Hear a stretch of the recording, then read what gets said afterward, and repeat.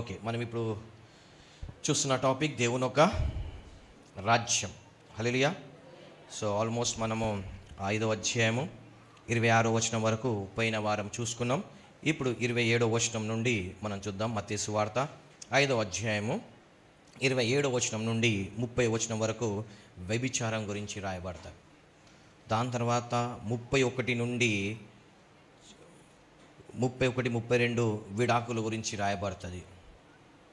దాని తర్వాత 33 నుండి 37 వరకు ప్రమాణాల గురించి రాయబడుతుంది. ఒక్కసారి మనం చదువుకుని దాని ముందుకు వెళ్ళిపోదాం. మత్తయి సువార్త 5వ అధ్యాయము 27వ వచనం నుండి. నరహత్య చేయవద్దు, నరహత్య చేయవాడు విమర్శకు లోనగునని పూర్వీకులతో చెప్పబడిన మాట మీరు విన్నారు కదా. నేను మీతో చెప్పుందేమనగా, తన సహోదరుని మీద కోపపడు ప్రతివాడు విమర్శకు లోనగును. తన సహోదరు మీద. హల్లెలూయా. చాలాసార్లు మనం అనుకుంటాం సహోదరు అంటే బ్లడ్ బయాలజికల్ బ్రదర్ అనుకుంటాం. ఆ బ్రదర్ కావచ్చు, క్రీస్తులో ఉన్న సహోదరు కావచ్చు, సంఘానికి వస్తున్న క్రీస్తులో రక్తంలో కడగబడ్డ సహోదరు కూడా కావచ్చు. నేను మీతో చెప్పిందేమనగా, తన సహోదరుని మీద కోప్పడు ప్రతివాడు విమర్శకు లోనగును. తన సహోదరుని చూచి వ్యర్థుడా అని చెప్పువాడు మహాసభకు లోనగును. ద్రోహి అని చెప్పువాడు నరకాగ్నికి లోనగును. కావున నీవు బలిపీఠం వద్ద అర్పణమును అర్పించుచుండగా. ఒక నిమిషం, ఏమంటున్నాడు ఇక్కడ? దేవుని ఒక కింగ్డంలో, దేవుని ఒక రాజ్యంలో ఏముండొద్దంట. అందుకే దేవుడు అంటాడు, నీ దేవుడైన యెహోవాని పూర్ణ హృదయం, పూర్ణాత్మ, పూర్ణ శక్తితో ప్రేమించవలెను. దాని తర్వాత నిన్ను వలని పొరుగు వారిని, నీ సహోదరిని ఏం చేయాలి? ప్రేమించవలను. ఒకవేళ నువ్వు ప్రేమించకుండా చూడండి, కావున నీవు బలిపీఠం వద్ద అర్పణము అర్పించుచుండగా నీ మీద నీ సహోదరునికి విరోధం ఏమైనా కలదని అక్కడ నీకు జ్ఞాపకం వచ్చినడలా అక్కడ బలిపీఠం ఎదుటనే నీ అర్పణను విడిచిపెట్టి మొదట వెళ్ళి నీ సహోదరునితో సమాధానపడు. మనం ఏం చేస్తామంటే సహోదరితో కొట్లాడతాము, దేవుని దగ్గరికి వెళ్ళి క్షమాపణ ఆడతాం. కొట్లాడతాం ఎవరితోని? ఒక వ్యక్తితో కొట్లాడతాము. క్షమాపణ ఎక్కడ అడుగుతాము? దేవుని దగ్గర అడుగుతాం. దేవుడు ఏమంటున్నాడు? క్షమించేది నేను కాదు, ఎవరు? నువ్వు ఎవరితో కొట్లాడినావు అక్కడికి వెళ్ళి క్షమాపణ అడుగు, నా దగ్గర కాదు. మనం ఏం చేస్తాం? అందరితో కొట్లాడతాం, దేవుని దగ్గర క్షమాపణ అడుగుతాం. దేవుని దగ్గర కాదు క్షమాపణ అడగాలి. దేవుడికి వ్యతిరేకంగా చేసిన దానికి దేవుడికి అడగాలి. నువ్వు మనుషులకు వ్యతిరేకంగా చేసిన దానికి ఎక్కడ అడగాలి? మనుషుల దగ్గరనే అడగాలి. ఇది దేవుని ఒక కింగ్డమ్, దేవుని ఒక రాజ్యం. అలాగనే చాలామంది యొక్క అర్పణలు దేవుని ద్వారా అంగీకరింపబడట్లేదు. కొంతమంది ఇస్తారు, అంగీకరింపబడవు. కారణం ఏంటంటే నీ సహోదరుతో సమాధానం కలిగు. నువ్వు వెళ్ళి నీ సహోదరుతో ఏం చేయమంటున్నాడు? సమాధాన పడువాడు గొప్పోడు. తెలుసా మీకు? క్షమించేవాడు కన్నా క్షమాపణ అడుగువాడు ధైర్యవంతుడు. క్షమాపణ అడుగువాడు ధైర్యవంతుడు. నేను ఇక్కడికి వచ్చినప్పుడు, వరంగల్కి వచ్చినప్పుడు ఫైనాన్షియల్గా చాలా స్ట్రగుల్ అవుతున్నాను. మినిస్ట్రీ స్ట్రగుల్ ఏం చేయాలో అర్థం కాకపోతే ఒక పాస్టర్ గారు ఏమన్నారంటే, నువ్వు ఇంతకుముందు ఉన్న లీడర్ దగ్గర నువ్వు క్షమాపణ లేదు, నువ్వు సమాధానం లేదు, ఫస్ట్ వెళ్ళి ఆయనకు సమాధానం పడమని అన్నాడు. ఆయన ఎట్లా అంటే నా మీద పీకల వరకు ఉన్నాడు. ఏం చేయాలి అని అనుకున్నాను. వెంటనే ఈమెయిల్ లెటర్ రాసినాను. అప్పట్లో ఈమెయిల్స్ ఉన్నాయి కాబట్టి మెయిల్ రాసి, బ్రదర్ ఇట్లా సారీ, తప్పు వాస్తవం ఆయనదే, ఆయన తప్పున నా తప్పున నాకు సంబంధం లేదు, ఎందుకంటే నాకన్నా పెద్ద కాబట్టి నేను అడగాల్సిన బాధ్యత నాది. వెంటనే లెటర్ రాస్తే ఆయన డిఫరెంట్గా ఆన్సర్ ఇచ్చినాడు. నేను ఇంతవరకు ఎక్కడెక్కడ ఉన్నారో వాళ్ళందరికీ లెటర్ రాసిన, నేను తెలియదు తప్పు చేసి క్షమించండి అని చెప్పి అందరు రాసిన చేస్తే అందరు రెస్పాండ్ ఇచ్చినారు. ఏమనంటే, అరే శశి నువ్వు మంచి సేవ చేస్తున్నావా, అసలు అది మాకు గుర్తే లేదు, సారీ మంచి టైం అని అందరు బ్లెస్ చేసి, కానీ ఆ ఒక్క వ్యక్తి మటుకు డిఫరెంట్గా ఆన్సర్ ఇచ్చి నేనేమో అనుకోలే. నేను అడగాల్సింది నేను అడగాల్సింది. ఎప్పుడైతే నేను అడగడం అయిపోయిన తర్వాత అప్పుడు నాకు ఆ శాపం అనేది విరిగి, అప్పుడు నేను ఫైనాన్షియల్గా, అప్పుడు నేను మినిస్ట్రీగా ఒక్కొక్క స్టెప్ గ్రో అవ్వడం మొదలుపోయినా. హల్లెలూయా. నా తప్పు లేకుండా నేను క్షమాపణ అడిగిన. హల్లెలూయా. ఇప్పుడు తప్పు ఉంటే ఏం చేయాలి? ఖచ్చితంగా అడగాలి. హల్లెలూయా. సో నాకు పెద్ద ఆయన కాబట్టి ఖచ్చితంగా నేను అడిగిన. సో మన లైఫ్లో అది నేను మళ్ళీ దేవుని దగ్గర అడగవచ్చు కదా, కానీ ఆ తప్పు నేను నువ్వు ఏ వ్యక్తి దగ్గర చేసినావో ఆ వ్యక్తి దగ్గర సమాధానం పడాలి. బహుశా ఆ సమాధానమే అదే నీకు అడ్డుగా వస్తుంటుంది, నీ దీవెనకు అడ్డుగా వస్తుంది. ఒక బ్రదర్ ఉంటాడు కరీంనగర్ దగ్గర. ఆయన కొన్ని దగ్గర 7-8 years నుండి తెలుసు. ఆయన ప్రతిసారి జాబ్లో ప్రాబ్లం అవుతుంది. ప్రతి పూట జాబ్ చేస్తారు, 6 నెలలు కూడా సరిగ్గా చేయడు. నేనన్నా నీకు జాబ్ ఖర్చు ఉంది, ఫస్ట్ టైం నువ్వు జాబ్ చేసినప్పుడు ఏం ప్రమాణం చేసినావు అన్నా. ఫస్ట్ జీతం దేవుడికి ఇస్తానన్నా, ఇచ్చినావా? ఇవ్వలేదు. Okay right. ఇంకోటి, నీకు జాబ్ లేవంగానే జాబ్ కోసం ప్రార్థన చేస్తావు, జాబ్ ఇస్తాడు, జాబ్ ఇచ్చినాక నువ్వు నమ్మకం చేసినావా అన్న. నమ్మకం చేసినా, నేను నీకు అనుకున్నట్టు నమ్మకం కాదు, ఆఫీస్ రూల్ ప్రకారంగా నమ్మకం చేసినావా? ఆలోచించాను. లేదు, చేయలేదు. దట్ ఈస్ ద కర్స్ అని లెటర్ రాసినాడు. దాని తర్వాత ఏదైతే నువ్వు శాలరీ ఏ చర్చ్కి అయితే మొక్కుబడి చేసినావు, వెళ్ళి ఫస్ట్ ఇచ్చేయంటే ఆ చర్చ్కి రేకులు వేపిస్తాడనంట. డబ్బులు ఇచ్చేసినాడు. ఈయనంత వరకు కొన్ని ఇయర్స్ నుండి ఆ రేకులు అలాగనే ఆగింది ఆ చర్చ్. ఎప్పుడైతే నేను ఇచ్చినాడో ఆ రేకులు పడ్డాయి, ఈయనకు జాబ్ వచ్చింది, ఇప్పుడు మంచి జాబ్ చేసుకుంటున్నాడు హైదరాబాద్లో. హల్లెలూయా. సో కొన్నిసార్లు ఏమొద్దంటే ఒప్పందాలు. మనం ఏం చేస్తాము, జాబ్ లేనప్పుడు ఇది దేవుడికి అడుగుతాము, ఇచ్చిన తర్వాత మన నామ్స్ కాదు, వాళ్ళ కంపెనీ నామ్స్ ప్రకారం మనం పని చేయకపోతే అది ఒక కర్స్ అనేసి. సో ఎప్పుడైతే దానికి బయటపడ్డాడో ఇదైనాడు. హల్లెలూయా. సో మన లైఫ్లో ఏంటిది, సహోదరుతో ఏం చేయాలి, సమాధాన పడాలి. సమాధానం లేకపోతే ఏం కాదు, నీ ప్రార్థనలు నీ అర్పణలు దేవుని దగ్గరికి వెళ్ళవు. కాబట్టి అందుకే దేవుడు ఏమంటున్నాడు ఇక్కడ చూడండి, 24వ వచనం. అక్కడ బలిపీఠం ఎదుటనే అర్పణను విడిచిపెట్టి మొదట వెళ్ళి నీ సహోదరునితో సమాధానపడు, అటు తర్వాత వచ్చి నీ అర్పణము అర్పింపు. అప్పుడు నీ అర్పణం ఏమవుతుంది, ఎప్పుడైతే మన అర్పణ అంగీకరింపబడదో నెక్స్ట్ సెకండ్ ఏమవుతుందో తెలుసా? మన అర్పణ అంగీకరింపబడ్డప్పుడు ఏమవుతుందో తెలుసా? ఇది ఇలానే పెట్టి ప్రకటన 8వ అధ్యాయము 2వ వచనం చదువు. మన అర్పణ అంగీకరింపబడ్డదనుకోండి, అప్పుడు నెక్స్ట్ ఏం జరుగుతుంది? స్పిరిచువల్ రీలంలో, ఆత్మ మండలంలో ఏమి జరుగుతుంది మన అర్పణ అంగీకరింపబడేదాన్ని? ఇది ఇలానే పెట్టి ప్రకటన 8:2 వచనం. మరియు సువర్ణ ధూపార్తి చేత పట్టుకుని ఉన్న వేరొక దూత వచ్చి బలిపీఠం ఎదుట నిలవగా సింహాసనం ఎదుట ఉన్న సువర్ణ బలిపీఠం పైన పరిశుద్ధులు అందరి ప్రార్థనలతో కలుపుటకై అతనికి బహు ధూపద్రవ్యములు ఇవ్వబడెను. అప్పుడు ఆ ధూపద్రవ్యములు పోగా పరిశుద్ధుల ప్రార్థనలతో కలిసి దూత చేతిలో నుండి పైకి లేచి దేవుని సన్నిధికి చేరెను. చూడండి, దేవుని ఒక సన్నిధికి మన ప్రార్థనలు మన అర్పణలు ఎప్పుడైతే చేరుతాయో నెక్స్ట్ సెకండ్ ఏం జరుగుతుంది చూడండి. ఆ దూత ధూపార్తిని తీసుకొని బలిపీఠం పైన ఉన్న నిప్పులతో దాన్ని నింపి భూమి మీద పడవేయగా ఉరుములు అంటే నీ దీవెనలన్నీ ఆకాశంలో ఉన్నాయా, బంధింపబడినయా, అక్కడ నుండి విడుదల పొందుకుంటాయి. ఉరుములు, ధ్వనులు, మెరుపులు, భూకంపమును కలిగెను. అంటే నీ దీవెనలన్నీ చేతబడి చేసి పాతి పెట్టబడ్డాయా, భూకంపం వచ్చి నీ దీవెనలు విడుదలై నీకు ప్రాప్తిస్తాయి. గాలిలో ఉన్నాయా, నీకు వచ్చి ప్రాప్తిస్తాయి. నీళ్ళలో ఉన్నాయా, విడుదల పొందవచ్చు. ఎప్పుడైతే మన అర్పణ అంగీకరింపబడుతుందో ఇంత ప్రాసెస్ జరుగుతుంది హెవెన్ స్పిరిట్ రీలంలో. అందుకోసమే దేవుడు ఏమంటాడు, అర్పణ చాలా ప్రాముఖ్యమైనది. నువ్వు ఇచ్చి అర్పణ, అందుకే బైబిల్లో దేవుడు 2 కాసులు అంటాడు. దేవుడు చాలామంది ధనవంతులు వచ్చి ఇవి ఇస్తుంటే దేవుడు దాని లెక్క చేయడు.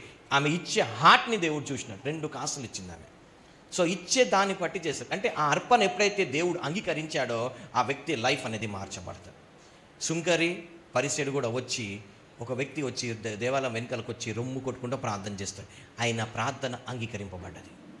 ఎప్పుడైతే మన అర్పణ అంగీకరింపబడుతుందో అప్పుడు మన లైఫ్ అనేది చేంజ్ అయిపోతుంది, సడన్గా చేంజ్ అయిపోతుంది. సో అందుకోసమే ఈ అర్పణ అనేది చాలా ప్రాముఖ్యమైనది. కానీ అర్పణ అర్పించడానికి, నీ అర్పణను దేవుడి ద్వారా చెల్లడానికి కండిషన్. ఇక్కడ మనం కొన్ని చూస్తే కయ్యూను ఏబేలు ఉన్నాడు. ఏబేలు వచ్చి శ్రేష్టమైన అర్పించినాడు, అది దేవుడికి అంగీకరింపబడ్డది, ఆయన దేవుని దగ్గరికి వెళ్ళిపోయాడు. కానీ కయ్యూను ఆయన బలి ఆయనను కానీ దేవుడు తునీకరించే కాబట్టి బతికే జీవితం మొత్తం శాపాలలో బతికినాడు ఆయన. హల్లెలూయా. సో మన లైఫ్లో అర్పణ అనేది చాలా ప్రాముఖ్యము. కానీ అర్పణ ఇచ్చే ముందు అర్పించే వ్యక్తి అందరితో ఏం చేయాలంట? పౌలు అంటాడు, సాధ్యమైనంత వరకు అందరితో సమాధానం కాకపోవచ్చు, కానీ సాధ్యమైన మట్టుకు నీ వలన అందరితో ఏం చేయమంటాడు దేవుడు? సమాధానంగా ఉంటుంది. ఎందుకంటే నీ బలి ఎప్పుడైతే అంగీకరింపబడుతుందో నీ లైఫ్ అనేది చేంజ్ అవుతుంది. హల్లెలూయా. అది ప్రార్థన బలి కావచ్చు, ఆరాధన బలి కావచ్చు, నీ సజీవంగా నీ జీవితానికే కావచ్చు, కృతజ్ఞత బలి కావచ్చు, ఏదైనా కావచ్చు. నువ్వు ఎప్పుడైతే నిన్ను దేవుడు అంగీకరిస్తాడో నీ బలిని అంగీకరించినట్టే. ఇక్కడ మనం చూస్తాం, కొర్నేలు ఇంట్లో ఆయన ఏం చేస్తాడు? ఉపవాసాలు, ధర్మకాండం ఇవన్నీ చేస్తూ ఉపవాసం ఉండి ప్రార్థన చేస్తుంటే ఆయనను అంగీకరిస్తే ఆయనతో పాటు ఆయన బలులన్నీ అంగీకరింపబడ్డాయి. అని ఎప్పటిప్పటి నుండి చేసిన బలన్నీ యాక్సెప్ట్ అవ్వంగానే లైఫ్ చేంజ్ అయిపోయింది అనేది, ఆయన జీవితం ఒకటేసారి మారిపోయింది. మన లైఫ్లో కూడా ఈ బలిపీఠం దగ్గర బలి అర్పించడం చాలా ప్రాముఖ్యం. కానీ అర్పించే ముందు మనము చాలా ప్రాముఖ్యం. ఎలా అర్పిస్తున్నాం? హల్లెలూయా. చాలా వేసేదే 10-20 రూపాయలు వేస్తారు, అవి చింగిపోయినట్లు వేస్తారు. How God will accept? బయట షాప్లో చెల్తాయి అవి, అప్పుడు నీ బలి ఏమైంది? హల్లెలూయా. బలులు ఏమవుతున్నాయి? స్టక్ అయిపోతున్నాయి. అంటే నువ్వు చినిగిపోయిన నోటు ఇస్తున్నావు అంటే నువ్వు దేవుడికి ఏమని ఇస్తున్నావు? పనికిరానోడు అని చెప్పి ఇస్తున్నావు. ఎందుకు? ఇప్పుడు చిన్నపిల్లలకి వాళ్ళు ఏం చేస్తాం, మనము ఏమిస్తాము? 100 రూపాయల నోటు ఇస్తామా? చినిగిపోయిన ఇస్తా ఆడుకోరా అని చెప్పేసి, అంటే చల్లని నోటు, అంటే వాడికి ఇచ్చి వేస్ట్ అన్నట్టు. How you give to God, నువ్వు దేవుడికి ఏ విధంగా ఇస్తావు అనేది ప్రాముఖ్యం. హల్లెలూయా. దాంట్లో నువ్వు శ్రేష్టమైనది ఇస్తే నీకు దేవుడు శ్రేష్టమైనది ఇస్తాడు. చాలామంది మన లైఫ్లలో ఎందుకు బ్లెస్సింగ్స్ రావు అంటే ఒక ఎగ్జాంపుల్ చెప్తాను నేను. ఒక ఇంట్లో ఒక మేస్త్రి ఉన్నాడు అనుకోండి. ఒక మేస్త్రి నెలకి 25 రోజులు పని చేస్తాడు అనుకోండి. 25 రోజులలో ఆ మేస్త్రికి ఎంత వస్తుంది జీతం? ఇప్పుడైతే 1200, కానీ 1000 రూపాయలు వేసుకున్న 25,000 వస్తుంది ఆయనకు. ఒక ఎంప్లాయీకి జాబ్ చేస్తే, సాఫ్ట్వేర్ ఎంప్లాయో ఏదో మామూలు ఎంప్లాయ్, కాల్ సెంటర్ ఎంప్లాయీకి ఎంత వస్తుంది? 20,000 జీతం వస్తుంది. 20,000 వ్యక్తి వాడు ఏం చేస్తే జీతం రాగానే ఫస్ట్ దేవుడికి ఇస్తాడు. ఈ వ్యక్తి జీవితం ఎలా ఉంటుంది? ఈయన ఎక్కువ సంపాదించుకున్న జీవితం ఎలా ఉంటుంది? ఎందుకంటే ఈయన సంపాదించిన 25,000 ఎక్కువ తాగుడు పెడతాడు కానీ దేవుడికి ఇవ్వడు. అది వాళ్ళ ఇంట్లో శాపం అనేది ఏలుతుంటుంది. ఒక కూలి చేసుకున్న వ్యక్తి కూడా ఒకవేళ నెలకు ఆయన రోజుకి ఆయన 700-800 సంపాదించినా కానీ నెలకు ఖచ్చితంగా 20,000 సంపాదిస్తారు. కానీ ఆయనకి ఎప్పుడు ఎందుకు కదువు ఉంటుందంటే దేవుడికి ఇచ్చే విషయంలో వాళ్ళు ఇది అవుతూ ఉంటాడు. ఆయనకు 30,000 అంటే నువ్వు దానికన్నా, ఆ వ్యక్తి ఏమో నెలకు 30,000 సంపాదిస్తావు, నువ్వు రోజుకి అంటే ఆయనకన్నా ఎక్కువ సంపాదిస్తావు. కానీ దేవుడికి ఇచ్చే విషయంలో అందుకోసమే ఈయన ఎదగడు. కారణం ఏంటిదంటే ఇచ్చే హార్ట్ లేకపోవడం. దానివల్ల ఏమవుతుంది? కర్స్ అనేది. నేను మా హైదరాబాద్లో ఒక ఆయన చూసినాను. ఆయన మేస్త్రి పని చేసుకుంటా 4 బిల్డింగ్ కట్టినాడు. ఆయన కూలి పని చేసుకుంటా, దేవుడికి ఇచ్చుకుంటా కూలి పని. ఎప్పుడైతే మనము దేవుడికి ఇస్తామో ఆ కర్స్ అనేది, ఎందుకంటే చెప్పినా కదా, నువ్వు ఇచ్చేది దేవుడు అంగీకరించినడా నీ లైఫ్ చేంజ్. హల్లెలూయా. నీ లైఫ్ ఏమవుతుంది? చేంజ్ అయిపోతుంది. కానీ ఇచ్చే ముందు నువ్వు ఎలా ఇవ్వాలి? హ్యాపీగా ఇవ్వాలి. కానీ హ్యాపీగా ఎప్పుడు ఇస్తావు? ఇతరులతో సమాధానం పడ్డప్పుడు, నువ్వు ఇస్తున్నప్పుడు నీ కాన్షియస్ క్లియర్గా ఉన్నప్పుడు అది ఏమవుతుంది? జాయ్ఫుల్గా నువ్వు ఇస్తావు. నువ్వు ప్రేమించే వ్యక్తికి ఏమి ఇస్తావు? ఎలా ఇస్తావు? నువ్వు ప్రేమించే వ్యక్తికి ది బెస్ట్ ఇస్తావు. నువ్వు బెస్ట్ ఇచ్చినప్పుడు నువ్వు బెస్ట్ రిసీవ్ చేసుకుంటావు. హల్లెలూయా. ముందుకెళ్దాం మనం. నీ ప్రతివాదితో నీవును త్రోవలో ఉండగాని త్వరగా వానితో సమాధానం పడము. లేని యెడల ఒకవేళ నీ ప్రతివాది నిన్ను న్యాయాధిపతికి అప్పగించును, న్యాయాధిపతి నిన్ను బంట్రూతుకు అప్పగించును, అంతటా నీవు చెరసాల్లో వేయబడదు. ఏం చేయాలంట? నీకు ఎక్కడైనా సడన్గా అన్ఎక్స్పెక్టెడ్గా గొడవ అయితే అక్కడనే వానితోని సమాధానం 10-20 ఇచ్చి సమాధానం చేసుకోవాలి. లేకపోతే కోర్టు వరకు వెళ్ళాలి. యాక్చువల్గా క్రైస్తవులు 2 చోట్ల వెళ్ళకూడదు, కానీ 2 చోట్లనే వెళ్తున్నారు. ఎక్కడెక్కడంటే పోలీస్ స్టేషన్, కోర్టు, హాస్పిటల్స్ వెళ్ళొద్దు. ఈ 3 చోట్లనే క్రైస్తవులు ఎక్కువ కనిపిస్తున్నారు. యాక్చువల్గా క్రైస్తవులు పోలీస్ స్టేషన్ కానీ, కోర్టు చుట్టూ కానీ, ఎక్కడ హాస్పిటల్ చుట్టూ తిరగకూడదు. కానీ నేటి క్రైస్తవులు ఇక్కడనే మనం ఎక్కువ కనిపిస్తుంది. కారణం ఏంటిది? సమాధానం పడట్లేదు. ఏంటిది? సమాధానం పడదు. ఈ సమాధానం పడనందుకే మనిషి లోపల రక్తం ఉడికి బీపీ, షుగర్లు అవి ఇవి అన్నీ వస్తూ ఉంటాయి. భార్య భర్తను క్షమించక, భర్త భార్యని క్షమించక లోపల ఏమవుతుంది? ఉడికి ఉడికి ఉడికి ఉడికి BP, sugar, heart attack, cardiac arrest కూడా అయిపోతుంది. హల్లెలూయా. హల్లెలూయా. దేవుడు ఫ్యామిలీని పెట్టింది ఎందుకు? హ్యాపీగా జాయ్గా ఉండమని. కానీ ఈరోజు ఏమవుతుంది? హ్యాపీగా గొడవ పడుతున్నారు. హల్లెలూయా. ఎందుకు? ఎవరి పని వాళ్ళు చేసుకుంటే ఏం ప్రాబ్లం ఉండదు. కానీ ఏం చేస్తారు? నా పని నేను చేయను, కానీ నీ పని నువ్వు చేయి, నా పని కూడా నువ్వు చేయి. అక్కడ ఏమవుతుంది? గొడవలు అవుతుంది. హల్లెలూయా. నేను ఏమంటున్నాడు? సమాధానం అక్కడనే పడితే మంచిది. లేకపోతే ఎక్కడి వరకు వెళ్తున్నాయి? విడాకుల వరకు, లేకపోతే ఏంటిది? గొడవల వరకు, చెరసాల వరకు వెళ్తున్నాయి. కాబట్టి ఇక్కడ ఏమంటున్నాడు? అక్కడనే సమాధాన పడాలి. నెక్స్ట్ 27వ వచనం నుండి వ్యభిచారం గురించి రాయబడతాడు. నేను యాక్చువల్గా ఈరోజు ప్రిపేర్ అయింది 6వ అధ్యాయం గురించి ప్రిపేర్ అయినాను. త్వరగా వెళ్దాం మనం. వ్యభిచారం చేయవద్దని చెప్పబడిన మాట మీరు విన్నారు కదా. నేను మీతో చెప్పుందేమనగా, ఒక స్త్రీని మోహపుతో చూచు ప్రతివాడును అప్పుడే తన హృదయమందు ఆమెతో వ్యభిచారం చేసిన వాడకును. ఏందంట? ఒక స్త్రీని మోహపు చూపుతో, అంటే కేవలం పురుషులేనా, స్త్రీలు కాదా? ఒక స్త్రీ అయినా ఒక పురుషుడైనా నీ భర్త కాకుండా నీ భార్య కాకుండా వేరే వ్యక్తిని చూస్తే నువ్వు అక్కడ ఏం చేసినట్టు? ఈయన యోబు అంటాడు, నేను ఒకవేళ వేరే స్త్రీ గురించి ఆలోచిస్తే నా భార్య వేరొంతను పోని అంటాడు. అంటే ఆయన ఆలోచనలు కూడా ఎంత పరిశుద్ధంగా పెట్టుకున్నాడు. ఎవరు? యోబు. మరి మన ఆలోచనలు ఎలా ఉన్నాయి? ఎందుకంటే పాత నిబంధనలు వెళ్ళి వ్యభిచారం చేసే వ్యభిచారివి, కానీ కొత్త నిబంధన వచ్చినాక నువ్వు ఒక స్త్రీని చూసి ఒక పురుషుని చూసి మోయిస్తేనే నువ్వు వ్యభిచారం చేస్తున్నావు. అందుకే బైబిల్లో రాయబడి ఉండదంటే, భార్యలారా మీ సొంత పురుషులకు లోబడి ఉండడు, లేకపోతే నీ భర్త వేరే ఆమెతో మోయిస్తాడు. భర్తలారా మీ భార్యలను ప్రేమించి, లేకపోతే నీ భార్యని వేరుడు ప్రేమిస్తాడు. హల్లెలూయా. ఎవరి పని వాళ్ళు చేస్తే ప్రాబ్లం ఉండదు, కానీ మనం చెయ్యమే ప్రాబ్లం అవుతుంది. తెలియక కాదు, తెలిసి. క్రైస్తవులకు అన్నీ తెలుసు, అన్యులకైనా తెలియదు. కానీ తెలియని వాళ్ళు మంచిగా ఉంటున్నారు, వాళ్ళు కాపురాలు మంచిగా పెట్టుకుంటున్నారు, వాళ్ళు బాగానే ఉంటారు. కానీ ప్రాబ్లం వచ్చిన క్రైస్తవుల జీవితాలనే వస్తుంది. ఎందుకంటే మనం ఏం చేస్తామంటే ఎదుటి వీక్ పాయింట్ మనం ప్లస్ పాయింట్ చేసుకుంటాం, ఎదుటి బలహీనతను మనము బలం చేసుకుంటాం. వీడు తాగడు, తన్నడు, తిట్టడు, కాబట్టి మనం ఇష్టం వచ్చినట్టు జీవించవచ్చు. కొంతమంది భర్తలు ఉంటాడు, నా పిల్లానికి ఎంత అన్నా, ఏ తిట్టినా ఏ కొట్టినా ఏమన్నది కాబట్టి రూబాబ్ జలాయించి. ఇవి ఉండకూడదు. ఇది అన్యులు చేసే పని, క్రైస్తవులు చేసే పనులు కావు. హల్లెలూయా. ఓకే, ఏంటిది? వ్యభిచారంతో తలంపు ఉండదు. మరి ముందుకెళ్దాం. ఇంకా నీ కుడి కన్ను నిన్ను అభ్యంతరపరిచినడలా దాన్ని నీ యొద్ద నుండి పారవేయము, నీ దేహమంతయు నరకంలో ఇప్పుడు ఏంటిది? ఇక్కడ ఏమంటున్న దేవుడు, నీకు ఒకవేళ ఆలోచనలు కానీ, చూపులు కానీ, చేష్టలు కానీ, ఏదైనా ఆ ఒక్క క్రియ నిన్ను నరకంలో తీసుకెళ్లేది ఉంటే ఏం చేయమంటున్నాడు? దాన్ని కట్ చేసుకోమంటున్నాడు. ఉదాహరణ, ఇప్పుడు ఏంటిది? కొంతమందికి టీవీలు పిచ్చి ఉంటుంది, టీవీ మొబైల్ పిచ్చి ఉంటుంది. ఏమంటున్నాడు దేవుడు? దాన్ని కట్ చేసుకో అంటే కంటిని కట్కాడు. ఇప్పుడు ఊకే నువ్వు మొబైల్ అనుకో, మొబైల్ తీసి పక్కకు పడే, దాన్ని కట్ చేసుకో. లేకపోతే ఇది ఒక్కటి చాలు నీకు నరకాన్ని తీసుకెళ్ళడానికి. నీకు తెలుసో లేదో, మొన్న నా మొబైల్ నేను చూస్తే మంత్లో 3 గంటలు వాడినాం అని చెప్పి ఇట్లా కంగ్రాచులేషన్స్ అని పెట్టినాడు మొబైల్. ఇది కూడా ఉంటుందో నాకు తెలియదు. మొబైల్లో ఒక ఇది వచ్చింది, చిన్న క్లిప్ వచ్చింది. ఏంటంటే మంత్ మొత్తంలో 3 గంటలే నేను మొబైల్ వాడినానంట. వాడు అప్రిషియేట్ చేస్తున్నాడు. ఈ రోజు వచ్చింది, నువ్వు మొత్తం ఈ మంత్లో 1:45 మొబైల్ వాడినావు అని చెప్పి ఈ రోజు వచ్చి ఇంకా నా మొబైల్లోనే ఉంది. హల్లెలూయా. సో ఏంటి, నీకు ఏమైతే అభ్యంతర పరుస్తుందో దాన్ని ఏం చేయాలి? పక్కకు తీసేయాలి. లేకపోతే ఏమవుతుంది? ఇప్పుడు ఎగ్జాంపుల్ ఏంటిది? కొంతమంది సిగరెట్ తాగుతారు, చచ్చికొస్తా సిగరెట్ తాగుతారు. కొంచెం మంది మందు తాగుతా, డైలీ తాగాను, అప్పుడప్పుడు తాగుతా అంటే అప్పుడప్పుడే నరకానికి, పరలోకం మీద మిగతా టైం అంతా నరకంలో ఉంది. మరి ఏమైతే ఆ ఒక్కటి చాలు నీకు ఎక్కడ చేయడానికి. చూడండి, నువ్వు చేతితోని పని చేస్తున్నావా, తాగుతున్నావా, తింటున్నావా, ఏది చేస్తున్నావా, అదొక్కటి నీకు రీజన్ కావచ్చు నరకానికి వెళ్ళడానికి. సో దానికి ఏం చేయమంటే దాన్ని కట్ చేసుకుని. చూడండి 29వ వచనం, నీ కుడి కన్ను నిన్ను అభ్యంతరపరిచినడలా దాన్ని పెరికి నీ యొద్ద నుండి పారవేయము, నీ దేహమంతయు నరకంలో పడవేయబడకుండా నీ అవయవములలో ఒకటి నశించుట నీకు ప్రయోజనకరము కదా.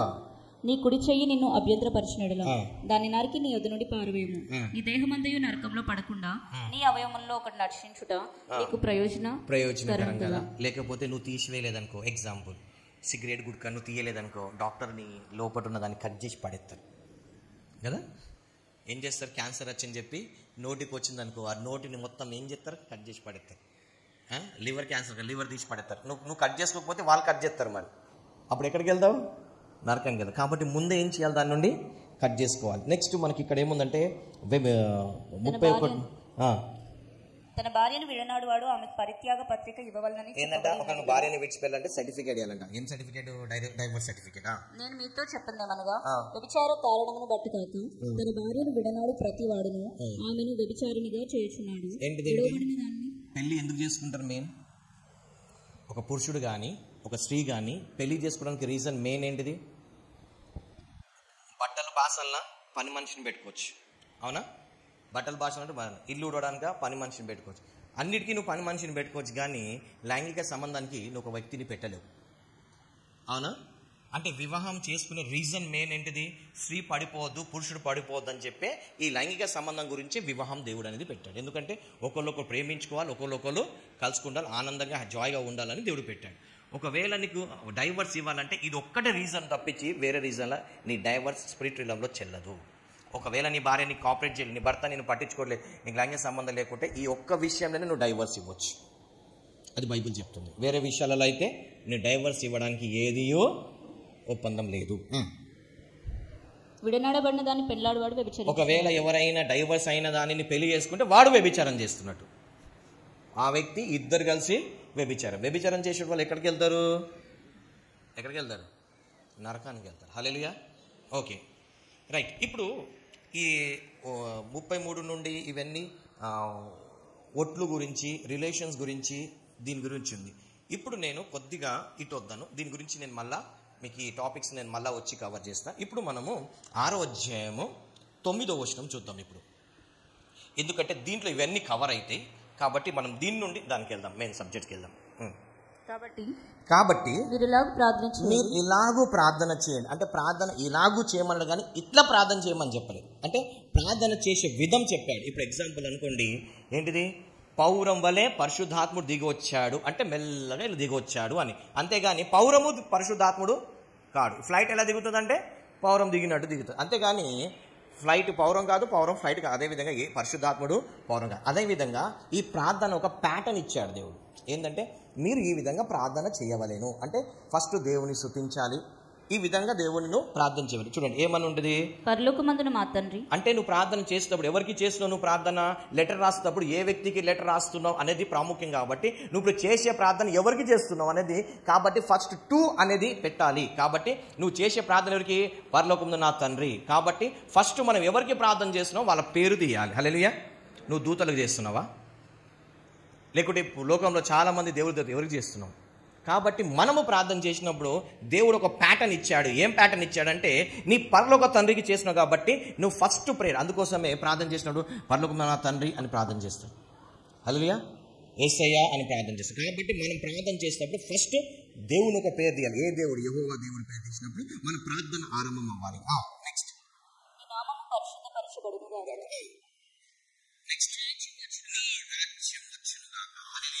ఇది మనం ఈ రోజు చూసుకునేది. నీ రాజ్యానికి ఒక రాజు ఉంటాడు. ప్రతి రాజ్యానికి ఒక రాజు ఉంటాడు. యేసుప్రభు కూడా యూదులకు రాజు అని సినిమాపడ్డాడు. అవునా? రాజుల రాజు అంటాడు. ఇప్పుడు యేసుప్రభు దేవుడు ఎవరు? రాజు. ఓకే, ఇప్పుడు దేవుడు యెహోవా దేవుడు రాజు, రాజులకు రాజు ఆయన కదా. ఈ రాజు పరలోకంలో ఉన్న సృష్టిని మొత్తాన్ని ఏం చేస్తున్నాడు? ఈయన ఏలుబడి చేస్తున్నాడు. హల్లెలూయా. హల్లెలూయా. ఈయన సృష్టిని అంతటిని ఈయన ఏం చేస్తున్నాడు? ఏలుబడి చేస్తున్నాడు. ఎవరు? దేవుడు. ఈ దేవుడు యెహోవా దేవుడు ఏం చేస్తున్నాడు? ఆయన సృష్టి యావత్తు మొత్తం ఫలిస్తుంది, అభివృద్ధి పరుస్తుంది, విస్తరించింది. దాన్ని దేవుడు లోపరుచుకున్నాడు. ప్రతిదీ, ప్రతి నక్షత్రం, ప్రతి గ్రహం, ప్రతి అన్నీ దేవుని కంట్రోల్లో ఉంటాయి. ఎస్, అవునా కదా? దేవుడు ఏం చేసినాడు? అన్ని గ్రహాలకి, అన్ని నక్షత్రాల మీద, అన్నిటి మీద దేవుడు ఏం చేసినాడు? రాజుగా ఉన్నాడు. ఆయన హీజ్ అ కింగ్ కదా. అయితే ఫలించడం, అభివృద్ధి పొందమంటే ఆయనకు మస్తు మంది, చాలా మంది దూతలు ఉన్నారు, క్రేబులు ఉన్నారు, సరాబులు ఉన్నారు, వీళ్ళన్నీ ఉన్నాయి. వీ అన్నిటి మీద కంట్రోలింగ్, రూలింగ్, డామినేట్ ఎవరిది? దేవుడిది. ఈయన ఒక్కడే, దేవుడు ఒక్కడే సృష్టిని మొత్తాన్ని ఏం చేస్తున్నాడు ఆయన. ఒకవేళ మనం దేవుడు సృష్టిని మొత్తం చూస్తే ఈ భూగోళము ఒక డౌట్ కూడా రాదు. ఇప్పుడు మనం పెడతాం కదా పెద్ద పేపర్లో ఒక డౌట్ పెడతాం కదా పెన్తోని, అంత కూడా ఉండదు, అంత కూడా ఉండదు. ఇప్పుడు ఇంత దాంట్లో ఒక్క చుక్క ఇక్కడ పెడితే కనిపిస్తుంది. ఇక్కడ ఉన్న చుక్క మీకు అంత అనమాట. ఈ ప్రపంచ దేవుడి సృష్టిలో ఇది అనమాట. ఏంటిది? మన సోలార్ సిస్టమ్. అసలు కనిపించని కూడా కనిపించదు. దీంట్లో భూమిని ఆయన ఏం చేశాడు? ఒక్కసారి మనం ఇక్కడ చూద్దాం. ఆదికాండం 1వ అధ్యాయం 26వ వచనం చూద్దాం. ఆదికాండము 1వ అధ్యాయం 26వ వచనం. దేవుడు మన స్వరూపమందు. చూడండి, దేవుడు ఏం చేసినాడు? మొత్తం అన్నిటినీ ఆయననే కంట్రోల్ చేస్తున్నాడు, ఆయననే రూల్ చేస్తున్నాడు. ఆయన రాజ్యం ఉంది, ఆయన చట్టం ఉంది. మొత్తం ఏంటిది? ఆకాశ మండలం మొత్తం ఆయన ఒక చట్టం ఉంది.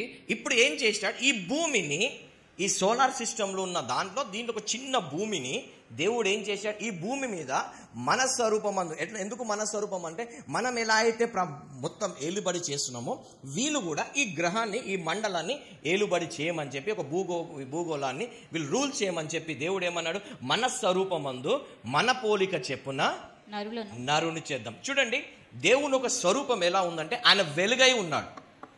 హల్లెలూయా. హల్లెలూయా. దేవుడు ఏమై ఉన్నాడు? ఆయన వెలుగై ఉన్నాడు. ఆదమవ్వని మట్టితో సృష్టించినాడు, కానీ ఈ ఆదమవ్వలు కూడా వెలుగై ఉన్నారు. ఓకే, వాళ్ళంతా ఎలా ఉన్నారు? యేసు దేవుని స్వరూపం లాగా వెలుగుగా ఉన్నారు. Okay, right. నరులను చేదుము, వారి సముద్రపు చేపలను, ఆకాశ పక్షులను, పశువులను, సమస్త భూమిని, భూమి మీద ప్రాకు ప్రతి జంతువును ఎలుగురుగాక అని పలికెను. దేవుడు తన స్వరూపమందు నరుని సృజించెను, దేవుని స్వరూపమందు వారిని సృజించెను, స్త్రీని గాను పురుషుని గాని వారిని సృజించెను. దేవుడు వారిని ఆశీర్వదించెను, ఎట్లనగా మీరు ఫలించి అభివృద్ధి పొంది విస్తరించి భూమిని నిండించి దాన్ని లోపరుచుకునుడి. సముద్రపు చేపలను, ఆకాశ పక్షులను, భూమి మీద ప్రాకు ప్రతి జీవిని ఏలుడని దేవుడు వారితో చెప్పెను. ఒక నిమిషం, ఏం చేసినాడు దేవుడు? ఈ భూమికి సంబంధించింది ఏంటిది? భూమిలో పక్కకి ఏముంది? నీళ్ళు ఉంది. ఈ నీళ్ళ మీద ఏముంది? ఆకాశం. ఈ 3 మండలాల్ని దేవుడు ఎవరికి ఇచ్చాడు? తండ్రి, కుమార, పరిశుద్ధాత్మ దేవుడు వాళ్ళ స్వరూపమందు ఒక వ్యక్తిని సృష్టించి, ఈ 3 మీరు వేలండి, ఈ 3టి మీరు ఏం చేయాలి? దేవుడు ఏ విధంగా అయితే అన్నింటినీ స్వాధీనపరచుకొని సమస్తాన్ని ఆయన ఏ విధంగా కంట్రోల్ చేసుకుంటా ఏ విధంగా నడిపిస్తున్నాడో, ఆదామా నీవు కూడా ఇవన్నిటిని నీ కంట్రోల్లో పెట్టుకొని నువ్వేం చేయాలి? ఏం చేయాలి? ఏలుబడి చేయాలి. ఒకసారి మళ్ళీ చూద్దాం 26 వచనము. దేవుడు మన స్వరూపమందు మన పోలిక చొప్పున నరులను చేదుము, వారు సముద్రపు చేపలను, ఆకాశ పక్షులను, పశువులను, సమస్త భూమిని, భూమి మీద ప్రతి జంతువును ఏలుదురుగాక అని పలికెను. దేవుడు తన స్వరూపమందు నరుని సృజించెను, దేవుని స్వరూపమందు వారిని సృజించెను, స్త్రీని గాను పురుషుని గాను వారిని సృజించెను. దేవుడు వారిని చాలు. ఇప్పుడు దేవుడు ఏం చేసినాడు? స్త్రీని గాని పురుషుని గాని సృజించాడు. ఓకే, ఇప్పుడు వీళ్ళిద్దరికి దేవుడు కొన్ని సృష్టి రహస్యాలు చెప్పాడు. ఏం సృష్టి రహస్యాలు చెప్పాడంటే ఏమన్నాడంటే, బిడ్డలారా ఇవన్నిటిని మీరు ఏలండి. ఏమన్నాడు? జంతువులు ఇచ్చాడు. దేవుడికి దూతలు ఉన్నట్టు వీళ్ళకి జంతువులు ఇచ్చాడు. హల్లెలూయా. సో జంతువులు ఆదాం ఏ పేరు పెట్టనో వాటికి అదే పేరు పెట్టబడ్డది. అవునా? సో వీళ్ళన్నీ పాపం లేనంత వరకు ఏ విధంగా అయితే దేవుడు ప్రపంచాన్ని సృష్టిని ఏలుబడి చేస్తున్నాడో ఈయన కూడా మొత్తం ఏలుబడి చేస్తున్నాడు. ఎవరు? ఆదాం అవ్వలు మొత్తం ఏలుబడి చేస్తున్నారు. ఎస్. అయితే ఆదాం అవ్వలు వెలుగై ఉన్నారు. ఎప్పుడైతే పాపం ఎప్పుడు దూరింది? ఆదాం అవ్వలు పాపం ఎప్పుడు దూరింది? దేవుడు ఏమన్నాడు? మీరు ఫలించి, మీరు ఏమన్నాడు? మీరు అన్నాడా? ఆదాం నువ్వు అన్నాడా? లేకుంటే అవ్వ నువ్వు అన్నాడా? అంటే మీరు అంటే ఎక్కడ పోయినా ఏది చేసినా ఏం చేయాలంట? చేయాలి. ఆ అవ్వని ఎందుకు పెట్టాడు దేవుడు? ఎవరికి సహాయం చేయడానికి? అవునా? లేకుంటే ఆదానికి పెట్టలేదా? అవ్వకి సహాయం చేయడానికి పెట్టలేదు. అట్లా ఇప్పుడు పెట్టి ఆదాంకి ఒక పని చెప్పి ఆ పని కోసం సహాయం చేయడానికి అవ్వని పెట్టాడు. ఎస్. పెట్టిన తర్వాత అవ్వ ఆదాం ఎక్కడ ఉండాలి? దేవుడు కంట్రోల్, దేవుడు చెప్పిన రాజ్యాన్ని వేలుకో. అంటే వీళ్ళకి ఫ్రీడమ్ లేదా? అవ్వకి ఫ్రీడమ్ లేదా? ఆదాంకి ఫ్రీడమ్ లేదా? ఉందా? ఏముంది? నువ్వు అన్ని పళ్ళు తిను కానీ ఆ పండు తినొద్దనే ఫ్రీడమ్ ఉంది. అవునా? ఏమైతే ఆదాంకి ఫ్రీడమ్ ఉందో అదే ఫ్రీడమ్ అవ్వకు ఉంది. ఏదైతే రిస్ట్రిక్షన్ ఆదాంకి ఉందో అదే రిస్ట్రిక్షన్స్ ఎవరికి ఉంది? అవ్వకుంది. ఏంటిది? బాబు ఇన్ని వేల రకాల పనులు అన్ని తిను, అన్ని చెట్లు, అన్ని చోటుకి వెళ్ళు కానీ ఈ ఒక్క చోటుకు మటుకు వెళ్ళొద్దనే కండిషన్. ఎస్. ఇది గాడ్స్ కింగ్డమ్. ఇదేంటిది?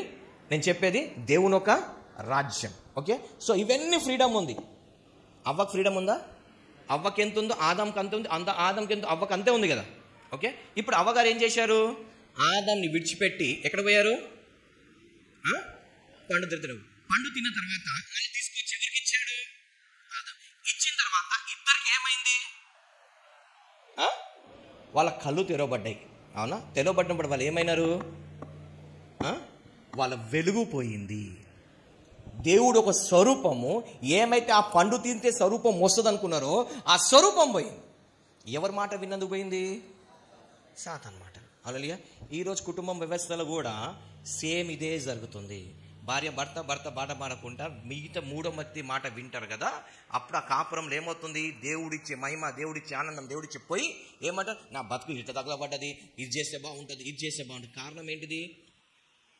నువ్వు విడిచిపెట్టి వెళ్ళి నీ ఓన్గా చేసుకున్న చూడు, లేకపోతే మూడో వ్యక్తి సలహా తీసుకొని నీ కుటుంబానికి నాశనం చేసుకుంటున్నావు. హల్లెలూయా. హల్లెలూయా. నీ భార్య భర్త మధ్యలో మూడో వ్యక్తి సలహా తీసుకొని వస్తే ఖచ్చితంగా ఆ కుటుంబం పరిస్థితి ఇదే ఉంటుంది. ఓకే, నెక్స్ట్ మనం ముందుకు వెళ్దాం. ఇప్పుడు వీళ్ళు ఏమైనారు? దిగంబరులు అయినారు. ఓకే, 3వ అధ్యాయము 20వ వచనం. ఆదాము తన భార్యకు హవ్వాని పేరు పెట్టెను, ఏలైనగా ఆమె జీవం గల ప్రతి వానికి తల్లి. దేవుడైన యెహోవా ఆదామునకు అతని భార్యకును చర్మపు చొక్కాయలను కుట్టించినాడంట, వాటిని తొడిగించెను.